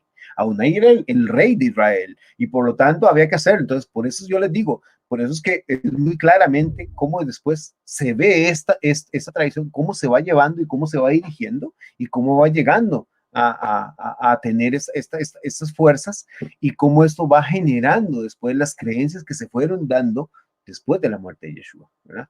Entonces, qué importante es, y ya vamos a ir terminando por hoy la clase, qué importante es poder nosotros ir comprendiendo esto, ¿verdad? Ve qué interesante, por ejemplo, lo que dice en la página 8, ¿verdad? Dice, algunos de los escritores de los evangelios dejaron plasmada esa idea de que Yeshua tenía autoridad, ¿verdad? Por eso es que es muy importante esto, para generar ese nuevo Israel con su interpretación de la Torá, ¿verdad? Oíste que fue dicho, mas yo les digo, que esa es la interpretación, es decir, como decir la forma en la cual nosotros podemos enmarcar que Yeshua dio una interpretación y que esa interpretación tenía autoridad. Por ejemplo, está en Mateo 7:29, vea lo que dice, porque no les estaban instruyendo como maestros de Torah, sino como a uno que él mismo tenía autoridad. Entonces aquí mismo, el mismo escritor de Mateo está hablando de que Yeshua, cuando hablaba, tenía una autoridad distinta al fariseo, tenía una autoridad distinta, ¿verdad? Hasta al saduceo, y que por lo tanto había que escucharlo porque él venía de Adonai, ¿verdad? Venía como profeta, era el profeta que Moshe dijo que iba a levantar a Adonai, ¿verdad? En los últimos tiempos, que después fue interpretado de esa forma, que en los últimos tiempos iba a venir ese profeta que se iba a que venía como Moshe, el segundo Moisés, por decirlo de esa forma, ¿verdad? Que así es como es conocido en la tradición, el segundo Moisés, así es como se le conoce Mashiach también. Entonces, entonces Yeshua dijo, yo soy ese. O sea, Yeshua conoció, él dijo, no, yo soy ese. Entonces, por eso fue que después tuvo ese alboroto, ¿verdad? Con todo lo de los saduceos y con los fariseos. Y entonces fue cuando era, no, este hombre es un blasfemo, ¿verdad? Entonces, pero vea lo que dice también Marcos 1:27, dice, no, perdón, Mateo 28:18, Yeshua fue y habló con ellos, ¿verdad? Y les dijo, toda autoridad me ha sido dada en los cielos y en la tierra. Y también dice Marcos 1:27, se quedaron todos tan profundamente asombrados que comenzaron a preguntarse los unos a los otros, ¿qué es esto? Una nueva enseñanza, una apoyada por la autoridad. Ok, ahí vemos donde está registrado, ¿verdad? En versículos están escritos, digamos, de lo que traía la tradición que los mismos escritores bíblicos mantuvieron, es que Yeshua tuvo una enseñanza, una interpretación de la Torah que sí fue enseñada, ¿verdad? Y eso es algo muy claro, que después se ve muy claramente, por ejemplo, como les decía ahora en Mateo 4, 5, 6 y 7, que es donde se ve todas las bienaventuranzas y toda la estructura de las parábolas y toda la estructura, de toda la enseñanza de la Torah, ¿verdad? Pero que esta enseñanza no era como cualquier otra, no, esa enseñanza venía con autoridad, es decir, venía de parte de Adonai, ¿verdad? Entonces ahí es donde comienza todo esto, ¿verdad? Entonces vea lo que dice Lucas 10:25, por ejemplo, un experto en la Torah se puso en pie para intentar tenderle una trampa, ¿verdad? Que es lo que hablábamos ahora de que esa es la forma como el escritor del Evangelio trata de poner por encima todo lo de Yeshua a lo de lo demás, ¿verdad? Tal vez haya ocurrió el hecho, ¿verdad? Pero tal vez como lo escribe el escritor, tal vez no sucedió de esa forma, es la forma en como él quiere darlo a entender, pero que sucedió algo, sí sucedió, ¿verdad? Y entonces dice, Rabí, ¿qué debo hacer para obtener la vida eterna? Pero Yeshua le dijo, ¿qué está escrito en la Torá? Vea lo que dijo, ¿qué está escrito en la Torá? ¿Cómo lees? Y él respondió, deberás amar a Adonai tu Elohim con todo tu corazón, con toda tu alma y con todas tus fuerzas y con todo tu entendimiento y a tu prójimo como a ti mismo. Eso es la respuesta correcta, dijo Yeshua. Hazlo y tendrás la vida. ¿Qué es? Dijo exactamente lo que dijo Moshe. Vean ustedes, ¿qué dijo Moshe? Siga la Torah para que tengan vida. ¿Y qué dijo? Bueno, aquí lo que dijo fue el Shema, ¿verdad? Porque aquí dice, ¿qué es? Porque estamos hablando de la tradición, aquí estamos hablando de una tradición, por eso es que podemos decir que Yeshua era fariseo, aquí estamos siguiendo la tradición que venía desde Esdras, ¿verdad? Con el Shema. Pero lo importante de esto es poder ver cómo Yeshua relaciona la identidad de Israel con el Shema y también que eso proviene de Moshe, que esa es la forma en la cual Adonai quiere que nosotros vivamos, que sigamos a Adonai, ¿verdad? Con todo nuestro corazón, con toda nuestra alma y con todas sus fuerzas y con todo nuestro entendimiento. Y amar al prójimo como a ti mismo. Vuelve a retomar la parte en la cual ya era un eufemismo, lo que era amar al prójimo como a ti mismo es seguir la Torah. Por eso que después se dice, ¿verdad? Que en esto se resume la Torah, ¿verdad? Es decir, se resume en amar a tu prójimo como a ti mismo y seguir también a los profetas. Entonces, por eso yo les digo a ustedes, por eso es que nosotros tenemos que ir aprendiendo todo esto para poder ir comprendiendo bien cuál fue el maestro en el cual nosotros aprendemos y cuál fue después la creencia que se tuvo sobre él, ¿verdad? que tuvo muchas capas de creencias, es decir, tuvo muchas capas de todas esas tradiciones que se comenzaron a generar de lo que él hizo, porque, como les repito, él hizo un espaviento, él fue a que lo escucharan, a que lo vieran y a que observaran muy atentamente lo que él estaba haciendo. Y creo que eso es algo que a mí me impacta y es algo que a mí me llena y es algo que a mí me hace sentirme orgulloso de mi maestro, de ver cómo él fue capaz de creer eso. Y no solamente creerlo, sino a ponerlo por efecto. Lo hizo efectivo en una sociedad tan marcadamente, ¿verdad? De muchas tendencias religiosas. Y él dijo, no, es que no es todo eso, es ser firmes, es tener y caminar con autoridad, es buscar realmente hacer arrepentimiento genuino y ahora sí vamos, inmerjámonos en aguas y salgamos y digamos, sí, esto es lo que yo quiero, ¿verdad? Y así era de tajante Yeshua, así era de tajante su movimiento, por eso es que después el movimiento, por eso es que sigue el alineamiento de él y me parece que es algo extraordinario mantener toda esa esencia, ¿verdad? Que es este es un punto y con eso quiero cerrar en los últimos 10 minutos, ¿verdad? Que después lo vamos a ir viendo porque lo de la crucifixión y después lo de la resurrección, que es lo que viene en los temas de la próxima semana, es algo sumamente importante porque ya dejamos de ver al Yeshua histórico, porque ya tenemos una idea de él, con todo lo que hemos visto, ya tenemos una idea muy cercana, yo diría que muy cercana, ¿verdad? Tal vez no exacta, ¿verdad? Porque no tenemos ni nunca podemos tener una idea exacta de Yeshua porque no hay nada escrito sobre él, pero podemos tener una idea ¿cómo les digo? Con todo lo que se creyó después de Yeshua y aún con la parte aún del Cristo, en la parte teológica, nosotros podemos ver muy marcado cómo ese Cristo en muchas partes, porque se le llamó Kairos, ¿se acuerdan, Señor? Cómo ese Kairos, ¿verdad?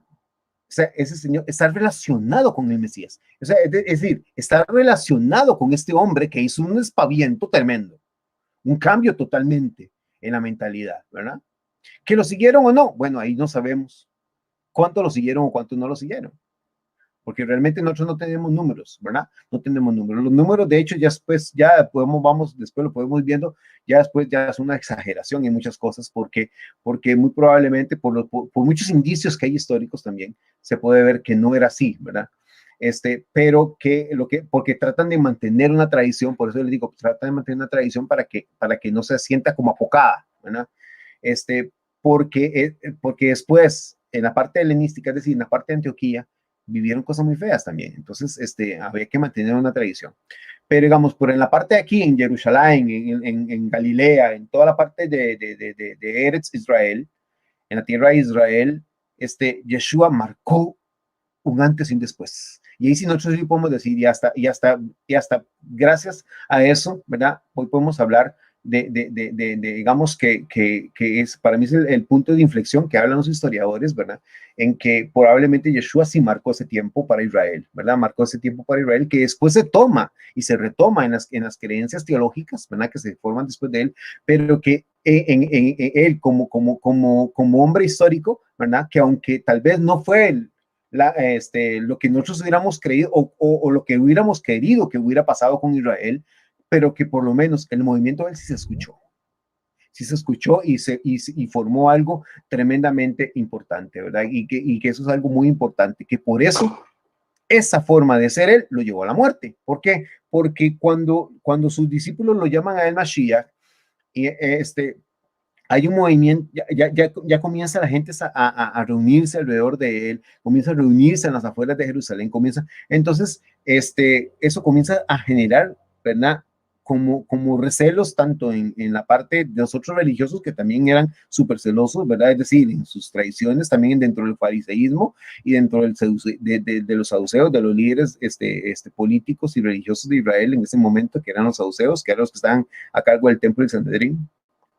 este, eh, el que no les convenía que Yeshua fuera así, no les convenía que él llegara y hiciera todos esos espavientos, y mucho menos con lo que hizo con los cambistas y con aquel mercader que voló todo a patadas, tampoco mucho menos eso.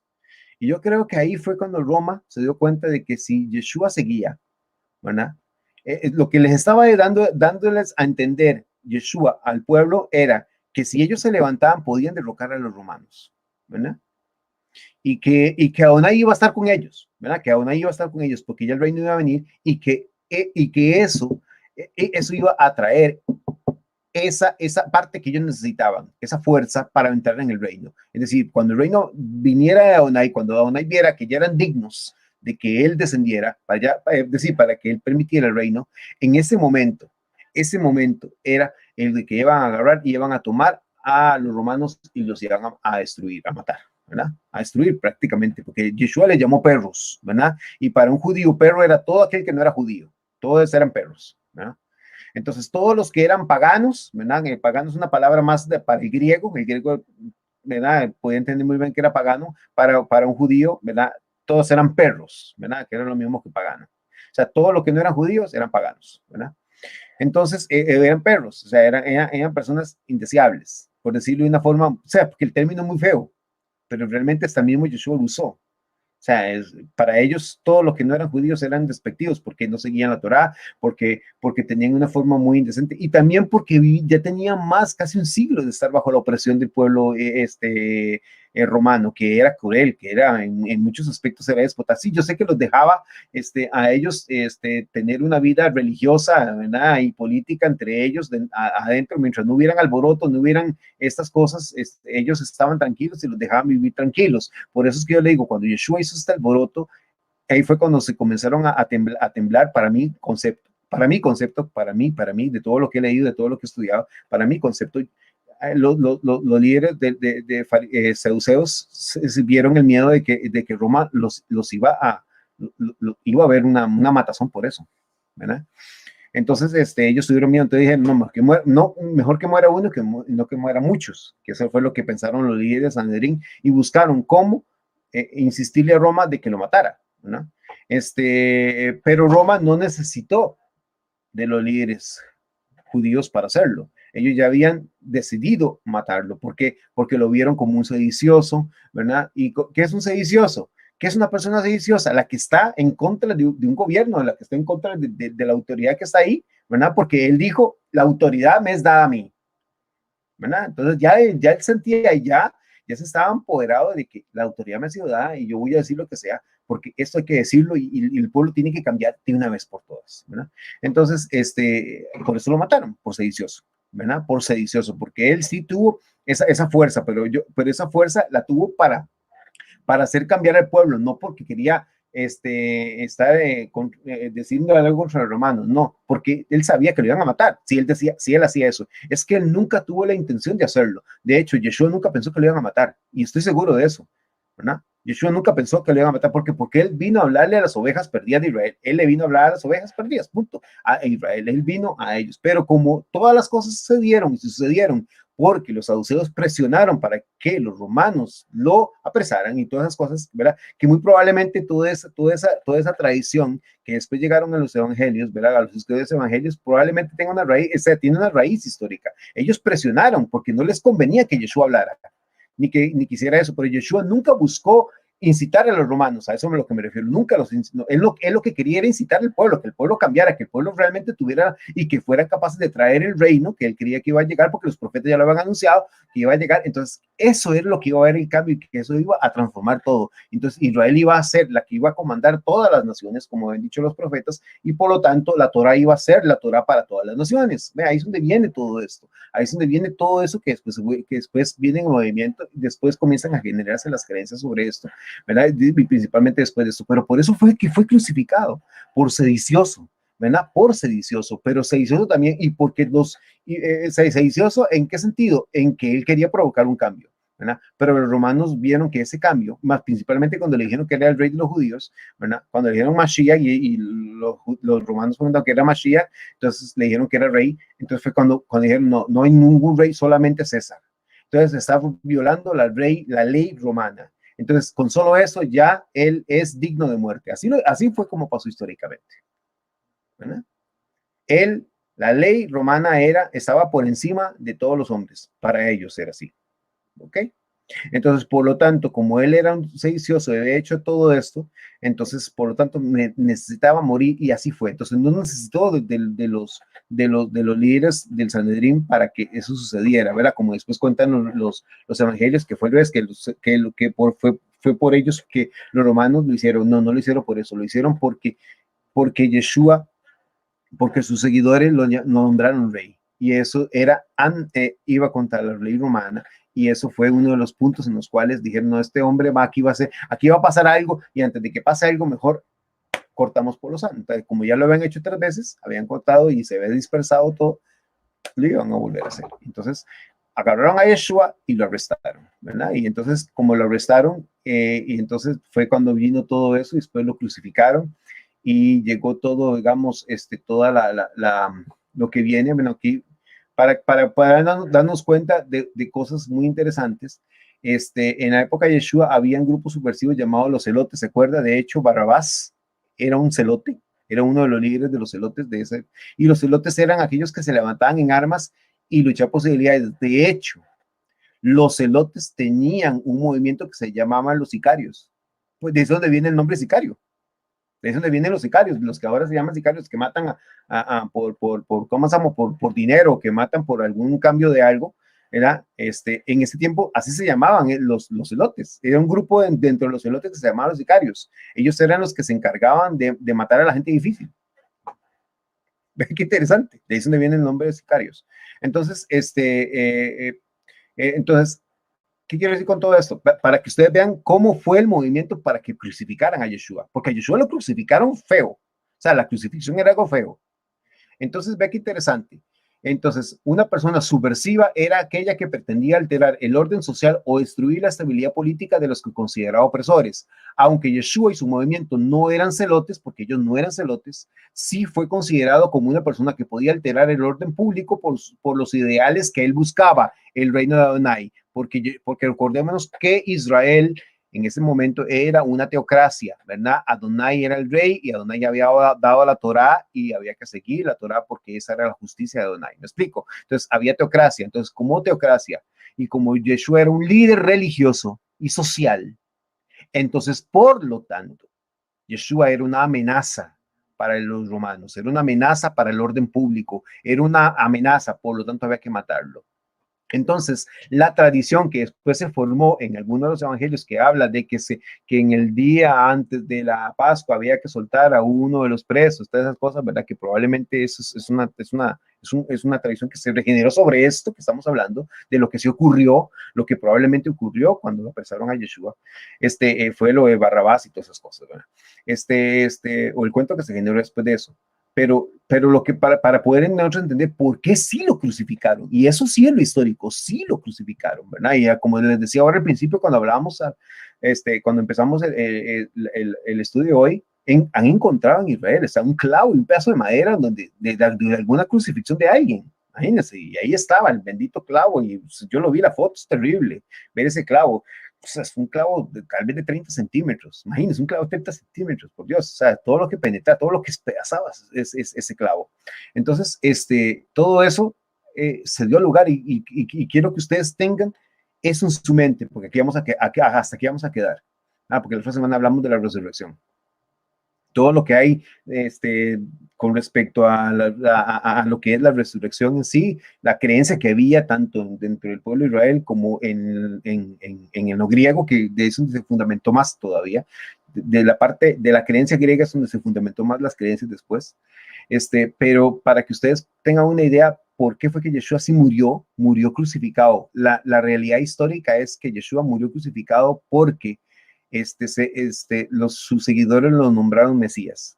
Y al declararlo rey de Israel o rey de los judíos, ¿verdad? Automáticamente hacía que la pena capital cayera sobre él, ¿verdad? Entonces, para evitar que hubieran conflictos y hubieran cosas que después no se pudieran detener, Roma decidió matarlo, ¿verdad? Y lo mató crucificándolo el día que lo crucificó, ¿verdad? Y hay algunos estudios científicos, ¿verdad? Perdón, estudios, bueno, sí, de personas que son historiadores que hablan de un día, ¿verdad? Y ahí yo lo había estado estudiando, o sea, de ahí se sacó por conclusión de que fue el 3 de abril del año, el año 33, ¿verdad? Entonces, ¿hay una certeza? Pues no, ¿verdad? Pero probablemente esa fue la fecha. Era o en el año 2003, en el año 30 o en el año 33, de acuerdo por ciertas circunstancias que hablan los evangelios, de ciertos datos que dan, que se puede deducir que por ahí es donde viene. Pero probablemente el día de la crucifixión de Yeshua fue un 3 de abril del año 33, que muy probablemente esa sea la fecha que más se acerca a lo histórico, ¿verdad? Y que eso es un motivo por el cual después vino todo lo que, digamos, todo lo que cuentan los evangelios de lo que sucedió en la crucifixión y después de morir, todo lo que sucede después de eso, ¿verdad? Que es algo muy, muy importante de entenderlo porque es ahí donde nosotros vamos comprendiendo la, la, la, la realidad de cómo después las cosas se dieron, ¿verdad? Y yo quiero que aquí, si tenemos, y aquí es donde yo quiero que nosotros reflexionemos, ¿verdad? Y pensamos muy bien las cosas del por qué queremos entender muy bien quién era Yeshua, el maestro de Torah y el líder que después se fundamentó como Mesías, y después cómo él hoy en día todavía sigue permitiéndonos a nosotros, ¿verdad?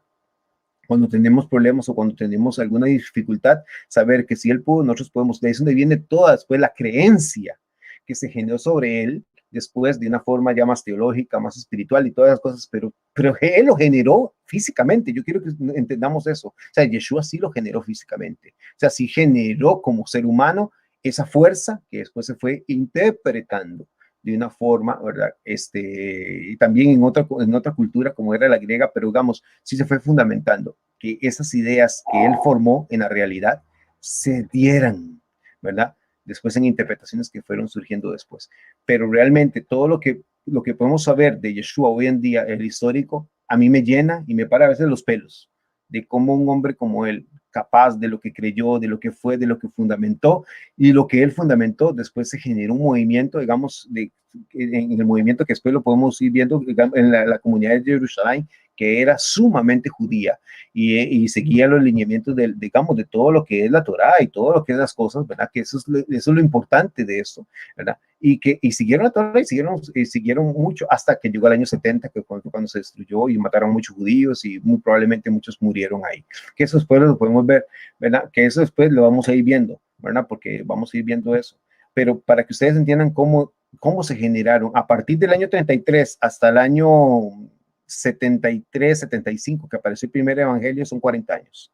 Entonces, a partir de esos 40 años, hubieron muchas creencias, ¿verdad? Que se generaron tanto en la parte judía, en la parte de la comunidad en Jerusalén y en Galilea, y después todo lo que surgió en aquellos que salieron de Israel, ¿verdad? Y fueron y lo esparcieron, ¿verdad? Por algunas localidades en el imperio que no fue Pablo, que como lo habla la tradición, ¿verdad? Y algunas cartas vienen así, Apolos y Priscilas y Aquilas, ¿verdad? Que fueron los primeros que hablaron sobre Yeshua, ¿verdad? Fuera de Jerusalén, fuera de Israel, ¿verdad? Que no es Pablo, que no fueron Pablo y que generaron fueron los primeros que hablaron de él, por eso es que hubo todas estas cosas que se generaron primero y que después, de una forma u otra, Pablo fue el que después ¿verdad? Con eso cierro. La forma en la cual el cristianismo helénico sobrevivió fue principalmente por lo que hicieron los romanos en el año 66 al 70, la primera guerra judía, ¿verdad? Contra los romanos. Ese fue prácticamente históricamente, y por eso quiero cerrar la parte histórica. Bueno, también no, porque vamos a ir hablando de cosas históricas también, cuando vayamos hablando también del otro, pero esa guerra en la cual se murieron, vea, tal vez una cuarta parte de todo Jerusalén. Y imagínense, estamos hablando solamente de la parte en Jerusalén cuando llegó el ejército, pero tenemos que hablar de los muertos en Galilea, tenemos que hablar de los muertos en todas las localidades donde el Imperio Romano, donde el ejército, la legión 10ª del Imperio Romano, fueron abriendo camino de toda la resistencia que desde la muerte de Yeshua, probablemente con esos celotes que estábamos hablando de la época de Yeshua, comenzaron a generar durante esos 40, bueno, fueron unos 33 años después, en el año 66. En esos 33 años generaron una resistencia capaz que duró 4 años. Vea, 4 años duró la resistencia judía, ¿verdad? En la cual los romanos no podían ni lo pudieron contener. Israel parecía que iba a ganar, ¿verdad? En serio, parecía que iba a ganar, pero llegó un momento en el cual Trajano mandó un ejército, otro ejército, eran despiadados, tenían ¿cómo se llama? Una historia ahí, que eran sumamente destructivos, y realmente así fue. Me mataron, imagínense toda la cantidad en 4 años de judíos que murieron. Nada más yo quiero que usted se ponga a pensar la cantidad de judíos que murieron en 4 años, para que prácticamente se hable de que se exterminaron, ¿verdad? Prácticamente, para poder decir, claro, yo sé que es una exageración, pero por algo es que viene, es que casi casi no quedó ningún judío, por decirlo así. Hay expresiones que se dieron de afuera, por supuesto, en los albores de afuera, en escritos de afuera, que casi no quedó ningún judío. O sea, o sea, no es que prácticamente no es que no quedó ningún judío, no, es que la matazón fue tal que cuando llegaron a Jerusalén, es decir, y destruyeron parte del muro para entrar, cuando entraron mataron a todos, prácticamente a todos los que vieron, y muy probablemente fue la cuarta o casi la mitad de la población que había de judíos en solamente Jerusalén. Destruyeron el templo, y ahí fue cuando se acabó y dijeron, y ya no más. Entonces ahí fue cuando se plantó la Legión Décima, ¿verdad? Y no dejó vivir a ningún judío en aproximadamente 3 kilómetros a la redonda. Entonces tomaron a rehenes judíos que eran los que iban a sembrar. Ellos mismos escogían las tierras donde iban a sembrar y ponían a esos judíos a sembrarle la tierra para que alimentara a este ejército, y que ese ejército estuvo ahí metido durante décadas. Sí, señores, durante décadas estuve metido en Jerusalén. Entonces, para que usted se dé cuenta cómo masacraron a los judíos, sí los masacraron durante 4 años. No solamente fue en Jerusalén, no me estoy refiriendo solamente en el año 70, no, me refiero a los 4 años, desde Galilea, donde estuvo la primera resistencia, hasta Jerusalén. Duraron 4 años en esos 120 kilómetros. Pero el montón de matazón que hubo, para que usted, y ahí se fue la mayoría de creyentes judíos de Yeshua. Desgraciadamente, históricamente, no hay comprobación, no hay nada escrito, pero como lo dicen los historiadores, prácticamente todos los seguidores judíos de Yeshua murieron, ¿verdad?, en esta guerra. Y por eso el movimiento que se generó, ¿verdad?, en Antioquía, ya en lo que es la parte del Imperio Romano, digamos ya arriba, allá en donde hoy es Turquía, que es al norte de Israel, mucho más al norte, ¿verdad? Eso generó, ¿verdad?, que esas comunidades fueran más fuertes, ¿verdad? Es decir, que fueran más fuertes que las judías que creían en Yeshua, ¿verdad? Que sí quedaron, por supuesto, sí quedaron seguidores de Yeshua, pero eran muy poquitos, realmente eran comunidades pequeñitas y todo, ¿verdad? Por eso les decía, arqueológicamente se encontró en el siglo III una comunidad, ¿verdad?, una sinagoga que tenía el nombre de Yeshua en Judea, ¿verdad?, al sur de Jerusalén. Entonces, bueno, sí hubo gente que siguió a Yeshua muy fuerte, ¿verdad? Sí hubo gente, ¿verdad? Pero no porque sí hubo una matazón tremenda. Entonces, más o menos esta es la parte histórica que yo quería ver con ustedes, ¿verdad? De lo de Yeshua y todas esas cosas, que es muy importante que ustedes conozcan toda esta parte de la historia, porque así es como probablemente y sucedió, porque hay evidencia de muchas cosas que he dicho, hay evidencia que sí se ha comprobado, otra que se saca por deducciones, es decir, porque una cosa sucedió y entonces se va sacando de por qué llegó ahí, que eso no pudo haber sido inventado, sino que realmente es algo que sucedió porque quedó marcado, ¿verdad? Y entonces esas cosas podemos llegar y poder comprender. Ahí está el estudio porque yo sé que la próxima semana yo les voy a agregar más texto. Entonces, como yo les dije, el de que les había dado las pasadas, ya se lo pueden votar. Tengan estudien porque viene con los dos, porque tiene el texto anterior también, ¿verdad? Entonces, importante algo ya para ir cerrando, ya para voy a salir de la pantalla. Algo para ir cerrando y ya para ir teniendo como una idea. La idea mía con todo esto es que nosotros comprendamos cómo Yeshua marcó la vida, realmente marcó la vida, históricamente marcó la vida de todos nosotros de alguna forma. No es tanto por las creencias que tuvimos sobre él, ¿verdad? De una forma muy distinta, porque ya lo vamos a ir viendo que realmente lo que nosotros creímos en algún momento tuvo un fundamento posterior, casi un siglo después, y realmente perdió prácticamente toda su esencia. Pero como el maestro de Torah, hoy nos habla todavía, ¿verdad? Nos habla todavía. Y él impregnó algo en sus discípulos que ellos, a pesar de verlo muerto, y ellos de alguna forma lo vieron y vivo, ¿verdad? Cuando hablaron de la resurrección, y eso lo vamos a ver la próxima semana, cómo eso los inyectó y ellos siguieron adelante con el movimiento. Y yo creo que eso es importante, ¿verdad? Porque nosotros no entender de todas las cosas tan importantes que nosotros creemos y téngalo por seguro que nosotros tenemos una buena forma de poder interpretar, ¿verdad? Las enseñanzas de Yeshua y las creencias que tenemos sobre Yeshua, ¿verdad? Tanto de creerlo a él como Mesías, pero ya no como el Mesías, como después se creyó con el cristianismo, ¿verdad? Que después vamos a ver por qué se creyó de esa forma, pero por lo menos podemos entender su mesianismo, que eso es lo más importante para mí, que podemos ver cómo él era un líder de verdad, de cómo él marcó la vida de sus discípulos y cómo hoy en día sigue marcando nuestra vida. Y sigue marcando nuestra vida para bien. ¿Por qué para bien? Porque nosotros nos hace enfrentarnos a la vida, nos hace enfrentarnos con la Torah a lo que viene y nosotros podemos buscar también muchas cosas y podemos generar en nosotros la suficiente emotividad para poder salir adelante de muchas cosas. Y eso genera en nosotros una espiritualidad más profunda, ¿verdad? Que también genera en nosotros fuerza, emuná, ¿verdad? Y entonces a la hora de nosotros ya hablar con Hashem y hablar con Adonai todos los días y cuando tengamos nosotros podemos ser más directos con Adonai y podemos hablar de lo que realmente es importante para nosotros y no tanto, y ya dejar nuestros egoísmos a un lado y ir dejando muchas cosas a un lado y realmente ir hablando con quienes somos, con la persona que realmente existe en mi corazón, la persona que realmente soy, ¿verdad? La personalidad mía. Entonces ahí comenzar a construir y ir fortaleciendo ese hombre, ¿verdad? Que realmente yo quiero reflejarlo en Yeshua, yo quiero reflejarlo en aquel líder, ¿verdad? Que realmente hizo cosas asombrosas y realmente es algo muy hermoso en lo cual nosotros podemos, ¿verdad? Seguir adelante. Así es que gracias, ¿verdad? Por haber compartido hoy el estudio, ¿verdad?